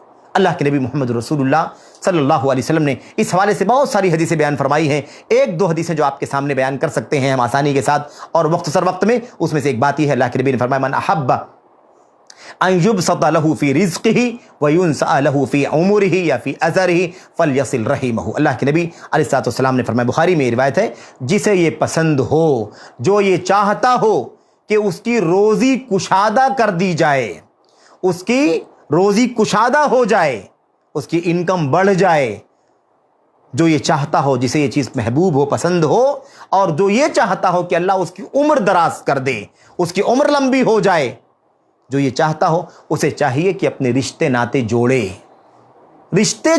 صلہ رحمی کرے, اللہ کے نبی صلی اللہ علیہ وسلم شرطیہ بات ہے، جسے یہ پسند ہو کہ اس کی روزی کشادہ ہو جائے، جسے یہ پسند ہو کہ اس کی عمر لمبی ہو جائے، اس کی عمر میں برکت ہو جائے، اس کی زندگی میں برکت ہو جائے، اسے چاہیے کہ وہ کیا کرے؟ رشتے ناطے جوڑے، صلہ رحمی کرے۔ آج حالت یہ ہے کہ جب مشکلات بڑھ گئیں کورونا کے اندر تو لوگ نفسی میں زندگی گزارنے لگے، لوگ اپنے اپنے کی فکر کرنے لگے، لوگ اپنا اپنا دیکھنے لگے۔ کتنے ایسے حالات پیش آئے میرے بھائیوں کہ کہتے بھئی ہم خود مشکل میں ہیں تو ہم آپ کی خبر کہاں سے لیں؟ اپنا دیکھیں کہ آپ کا دیکھیں۔ صحیح بات ہے، ٹھیک ہے، اس میں تو کوئی شک نہیں ہے کہ آدمی کو پہلے اپنے ہی دیکھنے کا حکم ہے، لیکن وہ جو اپنے کو ہم دیکھنے کی طاقت رکھتے ہیں نا، اگر اس کو ایکسپانڈ کرنا ہے، بڑھانا ہے، تو ہمیں چاہیے کہ اپنے رشتہ داروں سے بھی رشتہ جوڑیں، ان کو قریب لائیں، ان سے ملیں، ان کے دکھ سکھ میں شریک ہوں۔ یہ ہمارے مسئلے کا حل ہے۔ ہم ملیں گے، اگر ان کو 10 روپے 100 روپے دے دیں گے تو ہماری مشکل بڑھ نہیں جائے گی، ہماری مشکل انشاءاللہ تبارک و تعالیٰ کیا ہوگی؟ آسان ہو جائے گی، روزی بڑھ جائے گی۔ کیونکہ اللہ کے نبی فرماتے ہیں جو اپنی روزی بڑھانا چاہتا ہو، اپنی روزی کشادہ کرنا چاہتا ہو، اسے چاہیے کہ وہ کیا کرے؟ صلہ رحمی کرے، رشتے ناطے کو جوڑے۔ اس حوالے سے بہت ساری باتیں موجود ہیں میرے بھائیوں۔ اللہ کے نبی محمد رسول اللہ صلی اللہ علیہ وسلم نے ارشاد فرمایا، تعلموا من انسابکم ما تصلون به ارحامکم، کم سے کم اپنے نسب نامے کو سیکھو۔ آج کتنے نئی نسل، خاص طور پر ہمارے بچوں کی جو نسل ہے، یہ اپنے نسب نامے کو ہی نہیں جانتے۔ وہی 2-4 رشتے جو ان کے آنکھوں کے سامنے ہیں کہ یہ ماں ہے، یہ باپ ہے، یہ بھائی ہیں، چچا ہیں، اس کے سوا کوئی 5واں 6واں رشتہ وہ نہیں جانتے ہیں۔ پتہ ہی نہیں ہے ان کو کہ اور بھی کوئی رشتہ ہے، کیونکہ ملنا جلنا نہیں، کبھی آنا جانا نہیں، کبھی خبر گیری کرنے، کچھ بھی معاملہ نہیں۔ اللہ کریم فرماتا ہے تعلموا من انسابکم، اپنا نسب نامہ، اپنے خاندان کا شجرہ سیکھو، جانو اسے، ما تصلون به ارحامکم، جس کے ذریعے سے اپنے رشتہ داریوں، اپنے رشتے ناطے کو جوڑ سکو تم۔ تو اپنا نسب نامہ، اپنا خاندان، اپنا خانوادہ، اپنا شجرہ ہمیں سیکھنا چاہیے، جاننا چاہیے، پتہ لگانا چاہیے کہ کون کون سے رشتہ دار ہیں، کہاں کہاں رہتے ہیں، کیا رشتہ ہے، کس حیثیت کے ہیں، کیا کام ہے، کیا بزنس ہے، کیا سروس کرتے ہیں، کتنی انکم ہے، کیا خرچہ ہے، کیسا گزر بسر ہو رہا ہے، ہمیں خبر لینی چاہیے میرے بھائیو۔ یہ ہمارا کام ہے، اس سے ہماری مشکل بڑھے گی نہیں، ہماری مشکل حل ہو جائے گی۔ اللہ کے نبی علیہ الصلوۃ والسلام نے اس بات کو سمجھایا اور کئی حدیثوں میں سمجھایا کہ اس کا فائدہ کیا ہوگا، اس کی وجہ سے خاندان میں محبت بھی بڑھے گی اور روزی میں اضافہ ہوگا، روزی میں اضافہ ہوگا، انسان کی عمر میں کشادگی ہوگی، عمر میں برکت ملے گی۔ اللہ تبارک و تعالیٰ نے اس بات کا وعدہ فرمایا ہے۔ اللہ کے نبی علیہ الصلوۃ والسلام نے اس بات کو خاص طور پر سمجھایا ہے اور اسے اہمیت بہت کم دی جاتی ہے۔ اللہ کے نبی نے اس کو ایسے سمجھایا، اب اس حدیث کو سنیں۔ اللہ کے نبی نے فرمایا ان اعجل الطاعات ثوابا، سب سے تیز ترین ثواب کا ذریعہ، سب سے فاسٹ ثواب حاصل کرنے کا ذریعہ، سب سے زیادہ تیزی کے ساتھ نیکی، ثواب حاصل کرنے کی نیکی کون سی ہے؟ اللہ کے نبی نے فرمایا صلۃ الرحم، یہ رشتہ ناطہ جوڑنا ہے۔ اعجل الطاعہ، سب سے تیز ترین اطاعت کا، نیکی کا کام کون سا ہے میرے بھائی؟ ثواب کا کام کون سا ہے؟ اطاعت، رشتہ ناطہ جوڑنا۔ اللہ کے نبی نے فرمایا، اور یہ بھی دیکھو، یہ بھی بہت اہم نکتہ ہے، آپ فرماتے ہیں کہتے حتی ان اہل البیت لیکونوا فجارہ فتنمو اموالہم ویکثر عددہم اذا تواصلوا۔ اللہ کے نبی علیہ الصلوۃ والسلام نے فرمایا کہ آدمی جو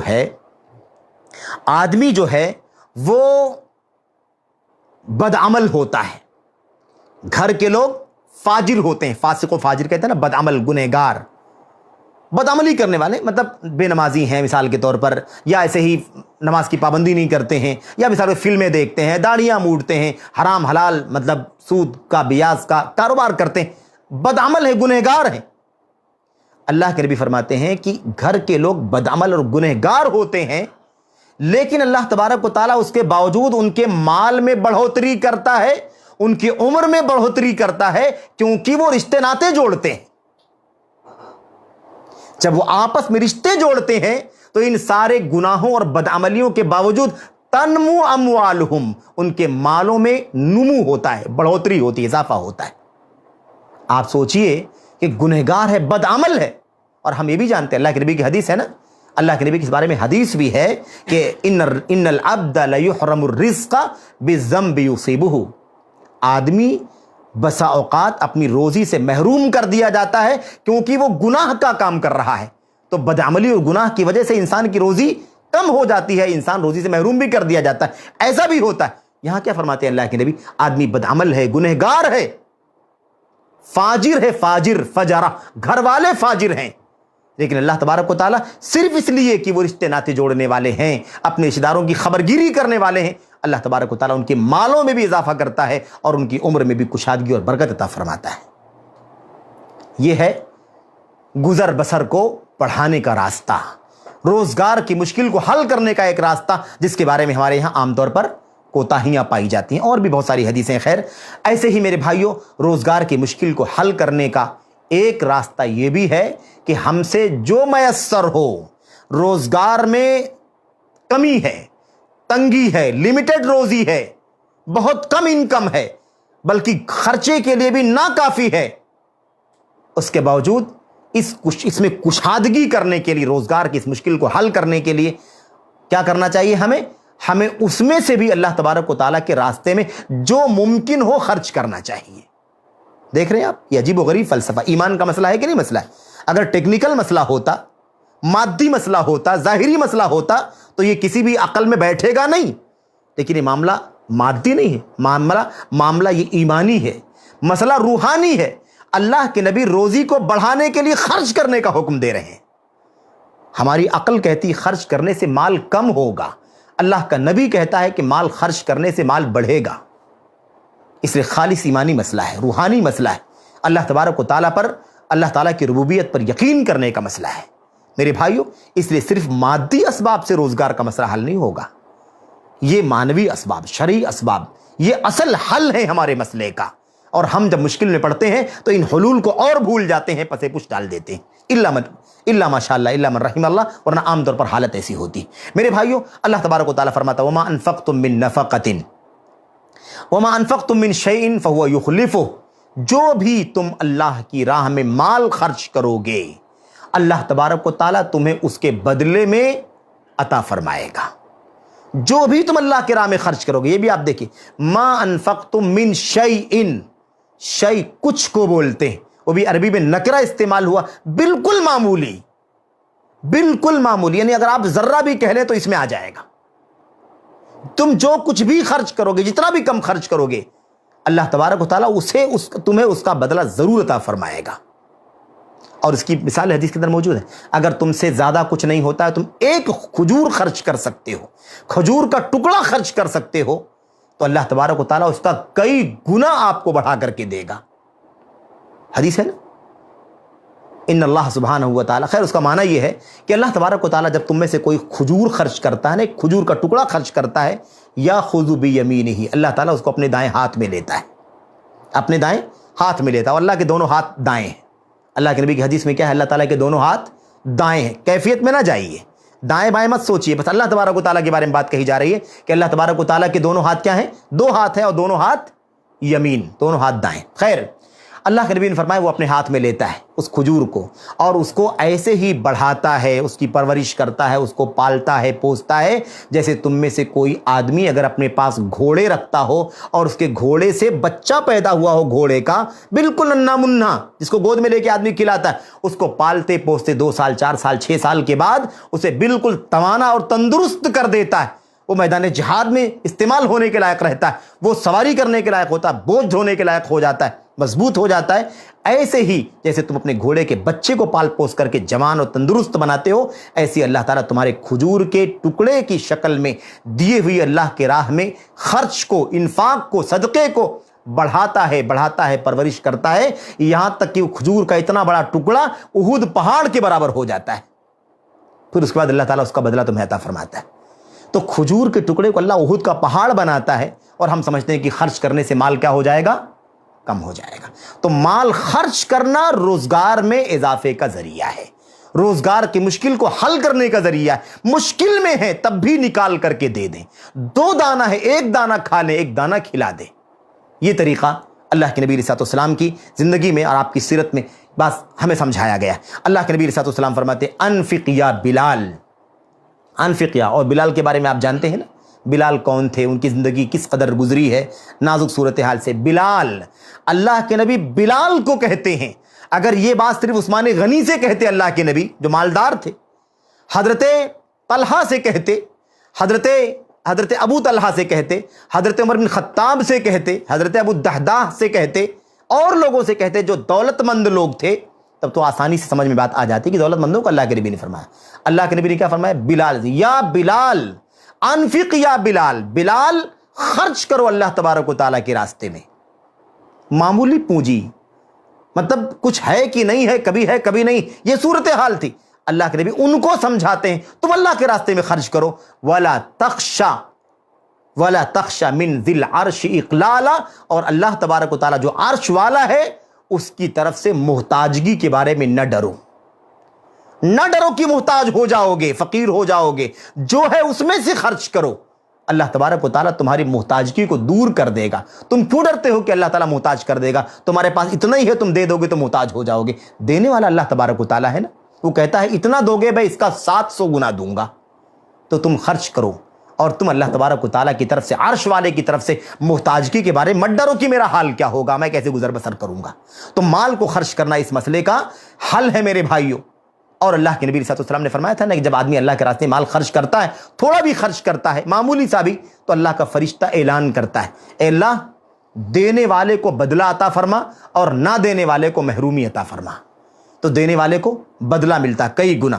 اللہ کے نبی صلی اللہ علیہ وسلم نے فرمایا تھا, اللہ تبارک و تعالیٰ فرماتا ہے, یا ابن آدم, اے آدم کے بچے, انفق ينفق علیک, خرچ کر, تیرے اوپر خرچ کیا جائے گا. تو دے گا تو اللہ تجھ کو دے گا, تو خرچ کرے گا تو اللہ تجھ پر خرچ کرے گا. میرے بھائیوں, اور اس کی کوئی حد نہیں ہے کہ انسان ایک خرچ کرے گا تو اللہ 10 دے گا کم سے کم, اور اللہ تعالیٰ جتنا چاہے اس کو اضعاف مضاعفہ, کئی گنا در گنا اللہ تبارک و تعالیٰ عطا فرمائے گا. تو یہ میرے بھائیوں ہماری روزگار کے مشکلات کا ایک حل یہ بھی ہے کہ ہم کیا کریں, ہم اللہ تبارک و تعالیٰ کے راستے میں مشکل حالات میں بھی جتنا ہو سکے ہم خرچ کریں, اور اس کا رزلٹ, اس کا میرے بھائیوں اس کا انجام اور نتیجہ انسان کی زندگی میں دکھائی دے گا. اور اس کی بہت ساری مثالیں بھی موجود ہیں. خیر, اللہ کے نبی علیہ السلام نے اس حوالے سے بہت ساری باتیں بیان فرمائی ہیں. خیر, اس میں سے ایک بات یہ ہے, ما نقصت صدقۃ من مال, کوئی بھی صدقہ مال کو کم نہیں کرتا. اگر میرے بھائیوں ظاہری طور پر دیکھیں تو کم ہوتا ہے کہ نہیں کم ہوتا؟ 100 روپیہ تھا, 10 روپیہ ہم نے دے دیا, 90 ہو گیا کہ نہیں ہو گیا؟ اللہ کے نبی فرماتے ہیں کہ کوئی بھی مال صدقہ دینے سے کم نہیں ہوتا ہے.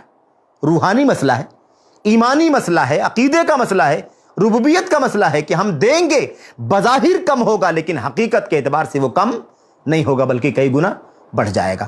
اب معاملہ یہ ہے کہ ہمارا ہاتھ جب سمٹا ہوا ہوتا ہے تو ہم اور نہیں دینا چاہتے, لیکن وہی وقت ہوتا ہے اپنی جان پر, اپنی جگر پر جبر کر کے انسان کچھ نہ کچھ اللہ کے راستے میں ضرور خرچ کرے. ٹھیک ہے, ہم ایک لقمہ کھائیں گے, 2 نہیں کھائیں گے, ایک آپ کھا لیجئے, ایک ہم کھا لیتے ہیں, اللہ تبارک و تعالیٰ اس کے بدلے میں ہمیں عطا فرمائے گا. تو یہ ہمارا طریقہ ہونا چاہیے. ایسے ہی میرے بھائیوں, روزگار کے اسباب میں سے روزگار کی مشکلات کو حل کرنے کا ایک طریقہ یہ بھی ہے کہ ہم جب روزگار کے مشکلات میں پھنس جائیں خاص طور پر, تو ہمیں چاہیے کہ ہم کیا کریں, ہم اللہ تبارک و تعالیٰ سے اپنے گناہوں سے توبہ اور استغفار کریں. بھول جاتے ہیں, تب تو مایوسی کی باتیں کرتے ہیں, اللہ تبارک و تعالیٰ کے بارے بدگمانی کرتے ہیں, اللہ تبارک و تعالیٰ کی ذات پر کمنٹ کرتے ہیں, اس کے فیصلے پر کمنٹ کرتے ہیں. جبکہ یہ ٹائم ہے اپنے گناہوں پر رونے کا, اپنی مشکل کو حل کرنے کا راستہ یہ ہے کہ اللہ تبارک و تعالیٰ سے اپنے گناہوں سے توبہ کریں, استغفار کریں, معافی مانگیں, اللہ سے روئیں, گڑگڑائیں, تاکہ اللہ تبارک و تعالیٰ ہماری روزی کو کشادہ کر دے, ہماری مشکل کو دور کر دے. میرے بھائی, اس حوالے سے جو مشہور دلیل ہے وہ قرآن کریم کی مشہور آیت کریمہ ہے. اللہ تبارک و تعالیٰ نے سورہ نوح میں ارشاد فرمایا, فَقُلْتُ اسْتَغْفِرُوا, حضرت نوح علیہ السلام کی گفتگو کے تناظر میں یہ بات آئی ہوئی, فَقُلْتُ اسْتَغْفِرُوا رَبَّكُمْ, میں نے اپنی قوم کے لوگوں سے کہا, استغفروا ربکم, اپنے رب سے بخشش مانگو, اپنے رب سے بخشش مانگو, مغفرت کا سوال کرو. انہ کان غفارا, بے شک اللہ تبارک و تعالیٰ بڑا بخشنے والا ہے, اس سے بخشش کا سوال کرو, مغفرت مانگو, توبہ کرو, استغفار کرو. کیا نتیجہ نکلے گا؟ یورسل السماء علیکم مدرارا, اللہ تبارک و تعالیٰ تمہارے اوپر آسمان سے موسلا دھار بارش اتار دے گا. قحط سالی ہے, قحط سالی کی مشکلات, خشک سالی کی مشکلات, دانے نہیں ہیں, اناج نہیں ہے, کھانے پینے کی اشیاء کی قلت ہو گئی, بھوک مری آ گئی. کیا کریں؟ اللہ تبارک و تعالیٰ سے گناہوں سے, اپنے گناہوں کی معافی مانگے, اللہ تبارک و تعالیٰ سے استغفار کریں, اللہ تعالیٰ آسمان سے موسلا دھار بارش اتار دے گا.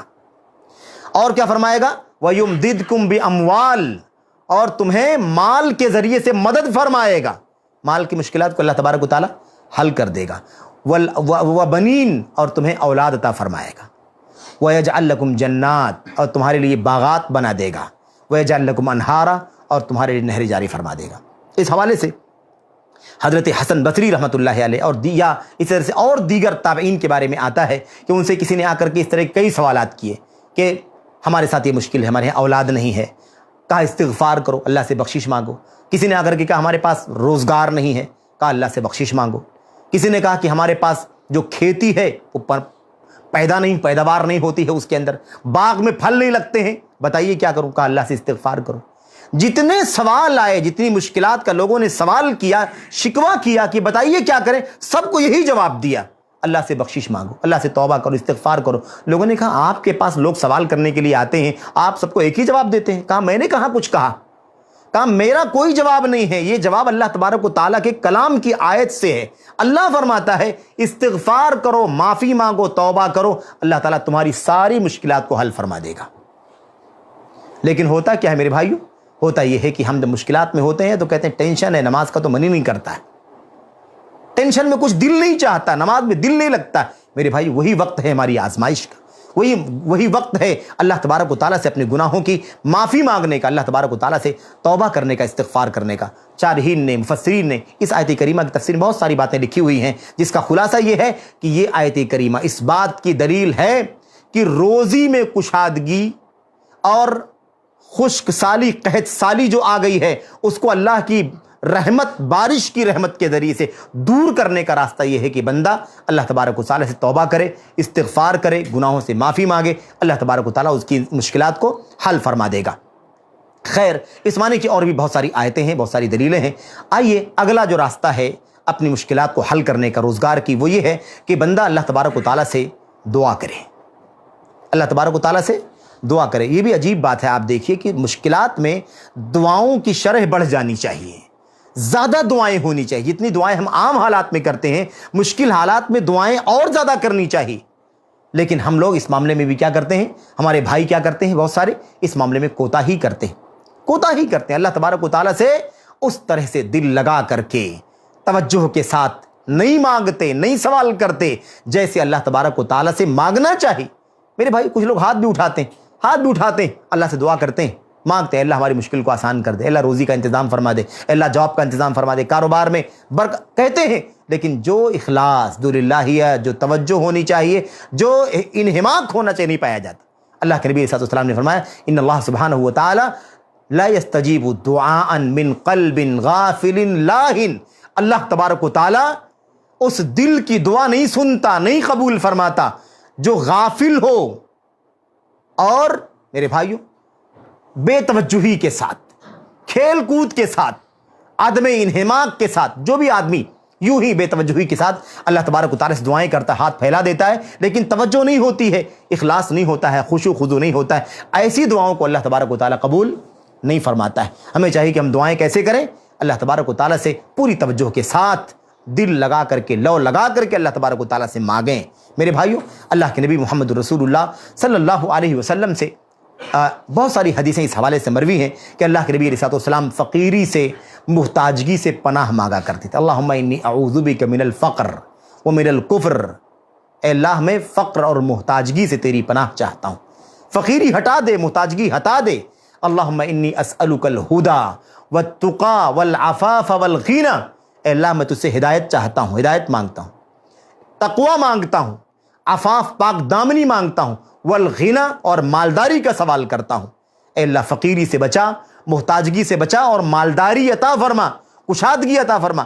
قرض کے بوجھ تلے آدمی دبا ہوا ہو تو کیا کہے، اللہ سے دعا مانگے، اللہم انی اسألوک، اے اللہ میں تجھ سے مانگتا ہوں، کیا مانگتا ہوں، اے اللہ تو مجھے حلال کے ذریعے روزی عطا فرما، حرام سے بچا، مجھے حلال راستے سے روزی عطا فرما، حرام سے بچا، اور جو روزی، جو قرض کا بوجھ میرے اوپر آ گیا ہے، اس قرض کے بوجھ کو کیا کر دے، اے اللہ تبارک و تعالیٰ تو اپنے فضل سے دور فرما دے، اتار دے۔ اللہ کے نبی کی بہت ساری دعائیں موجود ہیں جس سے معلوم پڑتا ہے کہ ہمیں اللہ تبارک و تعالیٰ سے رزق میں کشادگی کا، برکت کا سوال کرنا چاہیے، فقیری سے، محتاجگی سے اللہ تبارک و تعالیٰ کی پناہ مانگنی چاہیے۔ تو یہ بھی روزگار کی مشکلات کو حل کرنے کا ایک طریقہ ہے، ایک راستہ ہے جو ہمیں نبی کریم صلی اللہ علیہ وسلم نے بیان فرمایا ہے، اور اس معنی میں بہت ساری حدیثیں موجود ہیں۔ روزگار کی مشکلات کو حل کرنے کا ایک اور راستہ جو ہے وہ بہت ہی معروف اور مشہور راستہ ہے۔ وہ راستہ کیا ہے؟ وہ راستہ ہے تقوی کا، اور تقوی کا معنی سمجھنے کی ضرورت ہے۔ دیکھیے، تقوی کا استعمال ایسے تو پورے دین اسلام کے لیے ہوتا ہے کہ دین اسلام میں جن کاموں کو کرنا ہے اسے کیا جائے، اور جن کاموں سے اپنے آپ کو بچانا ہے اس سے اپنے آپ کو بچایا جائے۔ یہ تقوی کا وسیع مفہوم ہے۔ لیکن تقوی کا ایک خاص مفہوم کیا ہے کہ بندہ اپنے آپ کو گناہوں سے بچائے، یعنی تقوی معصیت کے مقابلے میں، تقوی گناہ کے مقابلے میں استعمال ہوتا ہے جب، تو یہ خاص معنی ہوتا ہے آدمی تقوی شعار ہو جائے، یعنی اپنے آپ کو گناہوں سے بچانے والا بن جائے، گناہوں سے بچائے، معصیت سے بچائے، اللہ کی نافرمانی سے بچائے، اللہ تبارک و تعالیٰ کی اطاعت کرے، بندگی کا کام کرے، گناہوں سے اپنے آپ کو بچائے۔ تو اللہ تبارک و تعالیٰ کا تقوی یہ روزی کا سب سے بہترین ذریعہ ہے۔ مشہور آیت کریمہ ہم پڑھتے رہتے ہیں، وَمَن يَتَّقِ اللَّهَ، ہے نا، وَمَن يَتَّقِ اللَّهَ يَجْعَلْ لَهُ مَخْرَجًا وَيَرْزُقْهُ مِنْ حَيْثُ لَا يَحْتَسِبُ وَمَن يَتَّقِ اللَّهَ يَجْعَلْ لَهُ مِنْ أَمْرِهِ يُسْرًا۔ اللہ تبارک و تعالیٰ کا جو بندہ تقوی اختیار کرتا ہے، یعنی اپنے آپ کو گناہوں سے بچاتا ہے، معصیت سے بچاتا ہے، بڑے گناہوں سے، چھوٹے گناہوں سے، اللہ کے حقوق کے گناہوں سے، بندگان کے حقوق کے گناہوں سے اپنے آپ کو بچاتا ہے، حرام سے بچاتا ہے، میرے بھائیو، مکروہ اور ناپسندیدہ چیزوں سے اپنے آپ کو بچاتا ہے، شک شبہے والی چیزوں سے اپنے آپ کو بچاتا ہے، صرف انہی چیزوں کو استعمال کرتا ہے جو پورے اطمینان کے ساتھ ہم استعمال کر سکتے ہوں۔ جو ایسے زندگی گزارتا ہے، اللہ تبارک و تعالیٰ کیا کرتا ہے؟ اللہ تبارک و تعالیٰ میرے بھائیو اس کی مشکل کو آسان کر دیتا ہے، اس کی مشکل کو آسان کر دیتا ہے، اس کے لیے راستہ، مخرج، سولوشن نکال دیتا ہے، اس کی مشکل کا راستہ نکال دیتا ہے۔ نازک حالت میں اللہ تبارک و تعالیٰ اس کے لیے میرے بھائیو گزر جانے کا، مسئلے کو حل کرنے کا راستہ کھول دیتا ہے، اور ایسی جگہ سے روزی دیتا ہے جس کے بارے میں اس نے سوچا بھی نہیں تھا، اسے گمان بھی نہیں تھا۔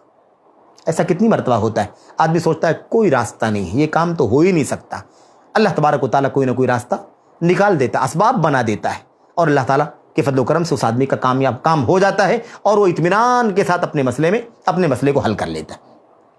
اللہ کے نبی علیہ الصلوۃ والسلام کی بے شمار حدیثیں موجود ہیں کہ ہمیں کیا کرنا چاہیے، اور یہ بہت اہم مسئلہ ہے میرے بھائیو۔ ہم روزی کی مشکلات میں ہیں، روزگار کی مشکلات میں ہیں، کبھی بھی اس مشکل کو حل کرنے کے لیے حرام کا راستہ نہ اختیار کریں، غلط راستے پر نہ چلیں، غلط راستے پر قدم نہ ڈالیں، 2 نمبر 3 نمبر 4 نمبر کی طرف نہ جائیں، کسی بھی طرح سے شک شبہ والی چیز کو نہ اختیار کریں۔ یہ ہماری روزی کی مشکلات کو حل کرنے کا سب سے بڑا ذریعہ ہے، اور ہم بڑی آسانی سے اپنے اس پاپی نفس سے فتویٰ لے لیتے ہیں۔ مجبوری ہے ایسا کرنا جائز ہے، مجبوری ہے سود کی رقم لینا جائز ہے، مجبوری ہے کوئی راستہ نہیں ہے، مضطر ہیں، ہمارے لیے یہ کرنا جائز ہے، ہمارے لیے یہ کرنا جائز ہے، ایسے نہیں جائز ہو جاتا ہے میرے بھائیو۔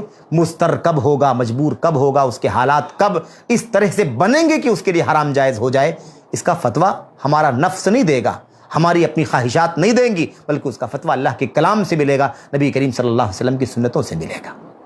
اس لیے ہمیں چاہیے کہ ہم کیا کریں، اپنے آپ کو حرام راستے سے بچائیں۔ یہ کسی مسئلے کا حل نہیں ہے۔ لوگ کہتے ہیں کہ بہت مشکل حالات میں ہوں، اس لیے ہمیں اب یہ کر لینے کی اجازت ہو گئی ہے۔ ہم اپنی روزگار کو اور مشکل بنا رہے ہیں۔ ہو سکتا ہے کوئی چھوٹے سے پوائنٹ پر ہم کامیاب ہو جائیں، ہمارا کوئی مسئلہ گزر جائے، حل ہو جائے، لیکن زندگی باقی پڑی ہوئی ہے، بہت ساری مشکلات۔ کل کی مشکلات کا کیا ہوگا، پرسوں کی مشکلات کا کیا ہوگا، آگے کے حالات سے کیسے ہم مقابلہ کر پائیں گے، اس کا سولوشن کہاں سے نکلے گا۔ اس لیے ایک جگہ حرام کام کر کے اپنے مسئلے کو حل کر لینا اپنی کامیابی نہ سمجھیں، بلکہ روزی کی مشکل کو حل کرنے کے لیے سب سے بہترین راستہ ایک یہ بھی ہے کہ اپنے آپ کو حرام راستے سے بچائیں میرے بھائیو۔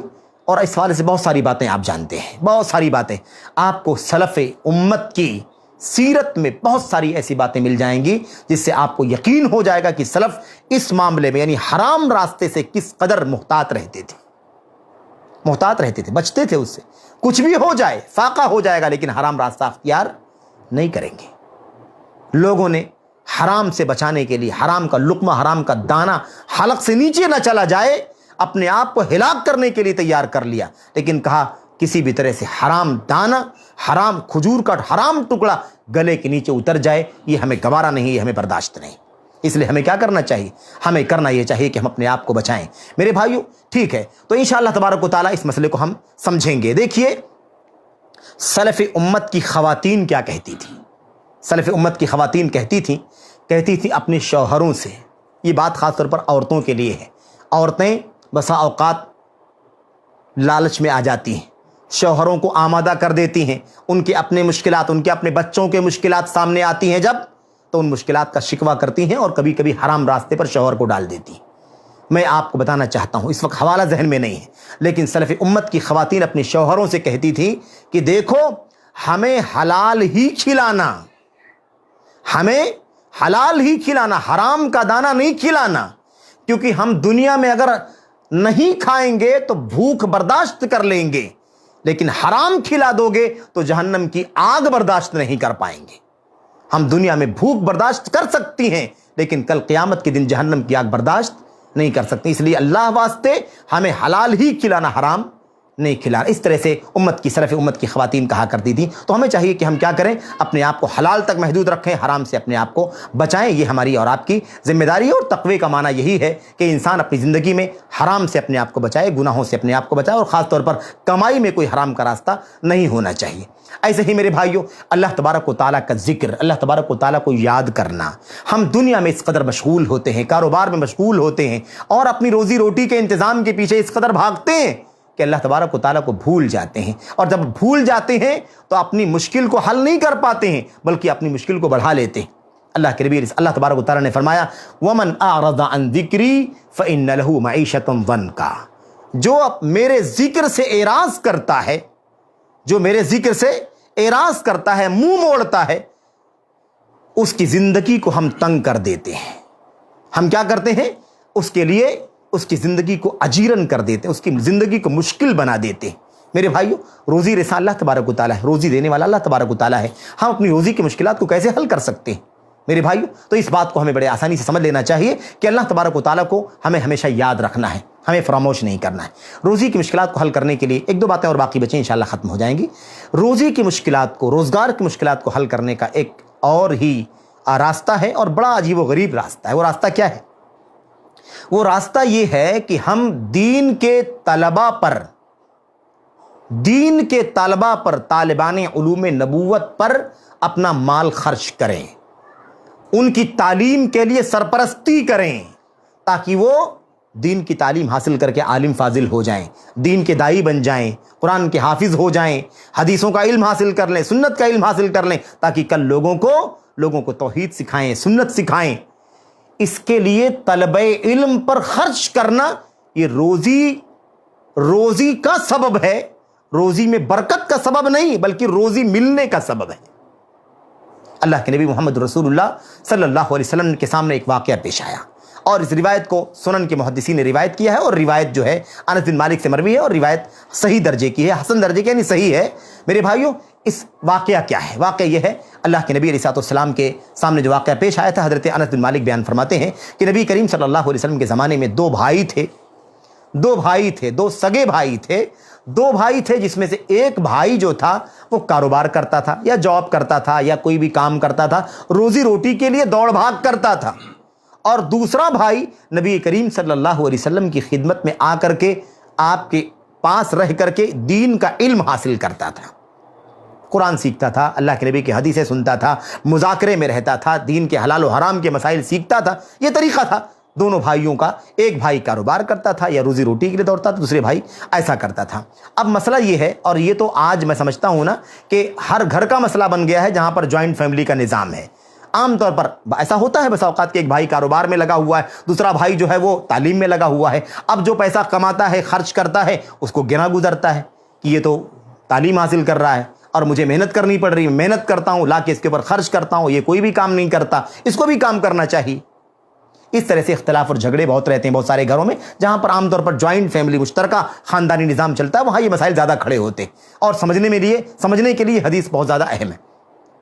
آ کر کے اس بھائی نے، جو بھائی کماتا تھا، کام کاج کرتا تھا، اس نے آ کر کے شکایت کی اللہ کے نبی کے پاس، کہا اللہ کے نبی، یہ میرا بھائی ہے جو آپ کے پاس علم حاصل کرنے کے لیے آتا ہے، یہ کوئی کام نہیں کرتا ہے، میں کام کرتا ہوں، محنت کرتا ہوں، مشقت کرتا ہوں، اور میں ہی لاتا ہوں تو کھانا خرچہ چلتا ہے گھر کا، اور یہ کوئی کام نہیں کرتا ہے۔ یعنی اس کو کہنے کا مطلب یہ تھا کہ اس کو بھی کام کرنا چاہیے، میں ہی ساری محنت کروں، میں ہی روزی روٹی کا انتظام کروں، یہ کیا طریقہ ہے؟ اللہ کے نبی صلی اللہ علیہ وسلم نے اس کا ایک جواب دیا. آپ نے فرمایا تم کو جو روزی ملتی ہے وہ اس کی وجہ سے ملتی ہے، لعلک ترزق بہ، شاید تم کو جو روزی مل رہی ہے وہ اسی کی وجہ سے مل رہی ہے. تو تم کیا سمجھتے ہو کہ تم خالی مادی فارمولے پر چل رہے ہو، تم محنت کرتے ہو، مشقت کرتے ہو. یہ جو اللہ کا بندہ، جو تمہارا بھائی ہے، جو علم دین حاصل کر رہا ہے، اس علم دین کے راستے میں نکلنے کی برکتیں ہیں جس کی وجہ سے اللہ تعالیٰ تم کو روزی عطا فرماتا ہے. تو روزی تمہارے ہاتھ میں آتی ہے، تمہاری محنت کا نتیجہ صرف اور صرف نہیں ہے، اس کے علم دین حاصل کرنے کا نتیجہ ہے. تو تم کیوں اپنے آپ کو یہ سمجھتے ہو کہ میں محنت کرتا ہوں اور یہ کچھ نہیں کرتا، اس کو بھی محنت کرنا چاہیے، میں ہی سارا خرچ کرتا ہوں، میں ہی لا کر کے دیتا ہوں. اللہ کے نبی نے فرمایا لعلک ترزق بہ، شاید تم اسی وجہ سے روزی دیے جاتے ہو، تم کو روزی اسی وجہ سے ملتی ہے. اور آپ جانتے ہیں نبی کی زبان سے لعلک کا جملہ کیا معنی رکھتا ہے؟ شاید، یعنی کیا مطلب؟ تمہیں سمجھ لینا چاہیے کہ تمہیں جو انکم تمہیں جو حاصل ہوتی ہے وہ اسی تمہارے بھائی کی وجہ سے، جو اللہ تبارک و تعالیٰ کے دین کا علم حاصل کرنے کے لیے لگا ہوا ہے، اس کی وجہ سے تم کو روزی ملتی ہے. تو اللہ کے نبی علیہ السلام نے مسئلہ سمجھا دیا ہے کہ طالبان علم پر خرچ کرنا یہ روزی کا ذریعہ ہے. آج کتنے علماء بے روزگار ہو گئے، کتنے طلبہ بے روزگار ہو گئے. کیوں؟ اس لیے کہ فیس نہیں دے سکتے. آج اسکول والوں نے، مدرسے والوں نے اگر اسکول کا آن لائن نظام بھی تعلیم کا شروع کیا ہے تو انہوں نے شرط لگا دی ہے جو لوگ اتنا فیس ادا کریں گے وہی لوگ گروپ میں جوائن کیے جائیں گے. مثال کے طور پر، مطلب جو کلاس کا گروپ ہے، جو لوگ جوائن ہوں گے، وہی لوگ جوائن ہوں گے جو اتنا دیں گے، ورنہ جو نہیں دینے والے ہیں وہ تعلیم، تو وہ انہیں ہم تعلیم نہیں دے پائیں گے. اور ان کے پاس مشکلات ہیں کہ ہم کہاں سے سیلری دیں گے، اسٹاف کو کہاں سے دیں گے، مشکلات بھی ہیں. لیکن میرے بھائیو، آپ سوچئے کہ ایسے حالات میں کتنے طلبہ ہیں جو علم دین حاصل کرنے سے محروم ہو گئے کیونکہ ان کے پاس فیس نہیں، ان کے پاس خرچہ نہیں، وہ کہاں سے علم حاصل کریں. اللہ کے بندوں نے، بہت سارے لوگوں نے انتظام کیا، پورے سال کی کتنی فیس ہوتی ہے، چلو میں ادا کر دیتا ہوں، 6 مہینے کی فیس میں دے دیتا ہوں، چلو تمہارا 10 سال کا 8 سال کا جو پورا تعلیمی کورس ہے میں اس کی خرچ کی ذمہ داری لیتا ہوں. تمہیں حفظ قرآن میں 3 سال لگیں گے، میں پورے 3 سال کا خرچہ برداشت کرنے کو تیار ہوں. ایسے بھی راستے ہیں اپنی روزی کو بڑھانے کے لیے، روزگار میں کشادگی کرنے کے لیے. ایسے ہی میرے بھائیو، روزی میں کشادگی کا ایک ذریعہ ہے کہ جو بھی اللہ نے ہم کو عطا فرمایا ہے، تھوڑا بھی، کم بھی، جتنا بھی کم ہے، اس پر اللہ تبارک و تعالیٰ کی ناشکری نہ کریں بلکہ اللہ کا شکریہ ادا کریں. کیونکہ شکریہ سے روزی بڑھتی ہے اور ناشکری کرنے سے، مایوس ہونے سے روزی کم ہوتی ہے، بلکہ اللہ کا عذاب بھی آتا ہے. اللہ تبارک و تعالیٰ کے کلام کی مشہور آیت کریمہ لئن شکرتم لازیدنکم ولئن کفرتم ان عذابی لشدید، اگر تم شکریہ ادا کرو گے تو میں تمہیں ضرور بھی ضرور بڑھا کے دوں گا، زیادہ دوں گا، خوب عطا کروں گا. اور اگر تم شکریہ کرو گے تو یاد رکھو کہ میرا عذاب کیا ہے؟ میرا عذاب بہت سخت ہے. بہت ہی آسان لب و لہجے میں ہم نے اس لیے باتیں کی ہیں تاکہ سب کی سمجھ میں یہ باتیں آ جائیں اور بہت سارے نقاط آپ کے سامنے آ جائیں. ایسے بہت ساری باتیں موجود ہیں، بہت ساری باتیں اللہ کے نبی کی حدیثوں میں بے شمار چیزیں، اور امت کے علماء نے اس طرح کی موضوعات پر بہت ساری چیزوں کو احادیث سے نکال کر کے جمع کیا ہے جس سے یہ بات سمجھ میں آ جاتی ہے. تو میرے بھائیو، شکریہ ادا کرنا، شکر ادا کرنے سے اللہ تبارک و تعالی ہمیں برکتیں عطا فرمائے گا، ہماری روزی میں اضافہ ہوگا، ہمارے روزگار میں اضافہ ہوگا. روزگار اگر نہیں ہے، یعنی انکم کا کوئی سورس اور راستہ نہیں ہے، اللہ تعالیٰ کی اس مشکل میں بھی شکریہ ادا کرنا. ہم سمجھتے ہیں کہ شکریہ خالی خوشحالی پر ادا کرنا ہے اور صبر مشکل پر کرنا ہے. نہیں، یہ تو ہے اپنی جگہ پر، لیکن مشکل حالات میں، مصیبتوں پر شکریہ ادا کرنا سب سے اونچا درجہ ہے. اس لیے اللہ کے نبی صلی اللہ علیہ وسلم جب مشکل میں ہوتے تھے نا، تب بھی اللہ کے نبی الحمدللہ کہا کرتے تھے. کان اذا رأى ما یکرہ، اللہ کے نبی علیہ السلام کوئی ایسی چیز پیش آتی جو آپ کو ناپسندیدہ ہوتی، آپ پر گراں ہوتی، آپ پر مشکل بن جاتی، آپ کیا کہتے؟ الحمدللہ علی کل حال، ہر حال میں اللہ تبارک و تعالیٰ کا شکریہ ہے. تو مشکل میں بھی اللہ تبارک و تعالیٰ کا شکریہ ادا کرنا یہ صبر سے کئی گنا اونچا درجہ ہے. تو شکریہ ادا کرنا چاہیے، اور نتیجہ کیا نکلے گا؟ اللہ تعالیٰ ہمیں اور آپ کو خوب بڑھا کر کے عطا فرمائے گا، خوب نوازے گا. یہ طریقہ ہونا چاہیے، اس لیے ہمیں اس پر عمل کرنا ہے. اس میں ہم کوتاہی کریں گے تو ظاہر سی بات ہے کہ اللہ تبارک و تعالیٰ ہمیں اپنی رحمتوں سے، اپنی برکتوں سے محروم فرما دے گا. ایسے ہی میرے بھائیوں، اللہ تبارک و تعالیٰ کی روزی پانے کے لیے، روزی میں کشادگی حاصل کرنے کے لیے ہمیں اللہ تبارک و تعالیٰ کے گھر کا حج اور عمرہ کرنا چاہیے. اب یہ تو بہت مشکل ہے، یہ ایک طبقے کے لیے بات ہو سکتی ہے جو مشکل میں ہیں، لیکن مشکل کے باوجود بھی اس حیثیت کے کہ ہیں وہ حج کر سکتے ہیں، اس حیثیت کے ہیں کہ وہ عمرہ کر سکتے ہیں. اور مستقل بار بار عمرہ بار بار حج، ایسی حیثیت کے بھی لوگ ہیں جو مشکل کے باوجود بھی یہ کام کر سکتے ہیں، تو ان کو اپنی مشکل دور کرنے کے لیے کیا کرنا چاہیے؟ کثرت سے حج کرنا چاہیے، کثرت سے عمرہ کرنا چاہیے۔ یہ حالات تو ایسے نہیں ہیں، لیکن ایسے حالات بنے تو ان کو کیا کرنا چاہیے؟ کثرت سے حج عمرہ کرنا۔ تابعوا بین الحج والعمرہ، آگے پیچھے حج عمرہ کرو، حج عمرہ حج عمرہ حج عمرہ کرو، زیادہ سے زیادہ یہ کام کرو۔ کیوں؟ اس لیے کہ کثرت سے حج عمرہ کرنے سے، ایک بار حج ایک بار عمرہ، ایک بار حج ایک عمرہ کرنے سے اللہ تبارک و تعالیٰ کیا دیتا ہے؟ اللہ کریم فرماتے ہیں کہ فقیری کو اور گناہ کو یہ بار بار حج و عمرہ کرنا ایسے ہی مٹا دیتا ہے جیسے آگ جو ہے، جیسے پانی جو ہے وہ آگ کو بجھا دیتی ہے۔ سمجھ رہے ہیں؟ جیسے پانی سے آگ بجھ جاتی ہے، ایسے ہی بار بار حج و عمرہ کرنے سے فقیری ختم ہو جاتی ہے اور گناہ ختم ہو جاتے ہیں۔ ہم سمجھتے ہیں کہ حج و عمرہ کرنے کے لیے پیسہ خرچ ہوتا ہے اور مال خرچ کرنے کی وجہ سے مال کم ہو جاتا ہے۔ اللہ کے نبی فرماتے ہیں کہ فقیری کو دور کرنا چاہتے ہو، محتاجگی دور کرنا چاہتے ہو تو کثرت سے حج و عمرہ کرو، کیونکہ اللہ تبارک و تعالیٰ اس کے بدلے میں ہمیں مال و دولت عطا فرمائے گا۔ تو یہ ہماری اور آپ کی ذمہ داری۔ اور آخری بات جو آپ کے سامنے عرض کرنی ہے وہ یہ ہے کہ ہم اللہ تبارک و تعالیٰ کی راہ میں ہجرت کریں۔ اچھا، اب ہجرت کا تصور تو آج نہیں رہ گیا ہے عام طور پر۔ ہجرت کا معنی یہ ہے کہ اپنے دین پر عمل کرنے کے لیے کفر کی سرزمین سے نکل کر کے کسی ایسی جگہ چلے جانا جہاں پر دین پر عمل کرنا آسان ہو جائے۔ آج ظاہر ہے کہ اس کا عام طور پر اس کا تصور نہیں کیا جا سکتا ہے، ہو سکتا ہے کبھی اس طرح کے حالات بن جائیں تو ٹھیک ہے، لیکن ہجرت کا معنی اتنا ہی نہیں ہے، ہجرت کا معنی بہت زیادہ وسیع ہے۔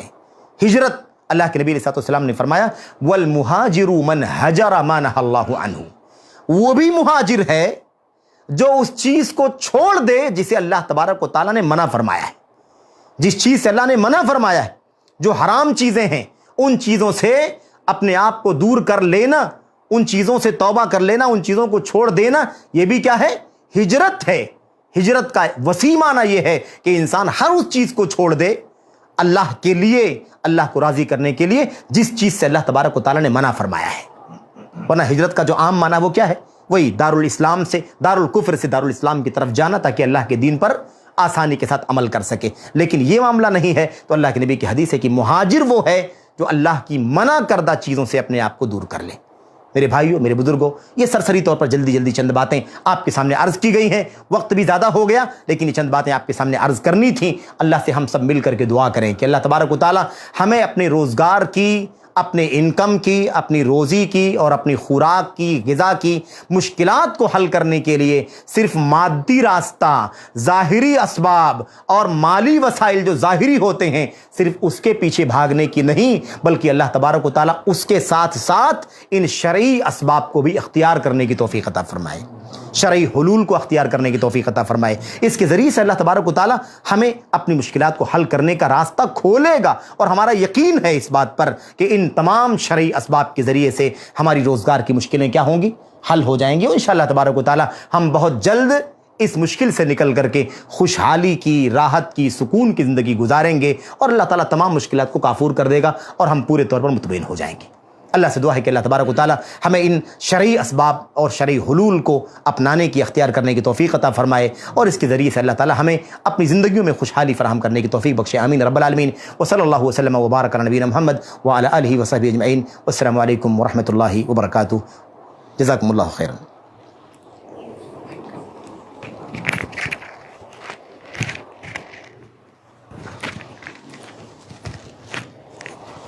جزاک اللہ خیر مخصوص الجزا۔ اللہ تعالیٰ سے دعا ہے کہ وہ ہمیں علم نافع اور عمل صالح کی توفیق عطا فرمائے، اور اسی طرح جو ہمارے علماء کرام ہیں ان کے علم اور عمل میں برکت عطا فرمائے اور ان سے مزید دین کی خدمت لے۔ آپ تمام کا شکریہ ہے کہ آپ تمام اس خیر میں شامل ہوئے۔ آپ تمام سے امید ہے کہ اسی طرح آپ ہر مہینے ہمارے ساتھ آخری اتوار کو جڑتے رہیں گے۔ السلام علیکم ورحمۃ اللہ وبرکاتہ۔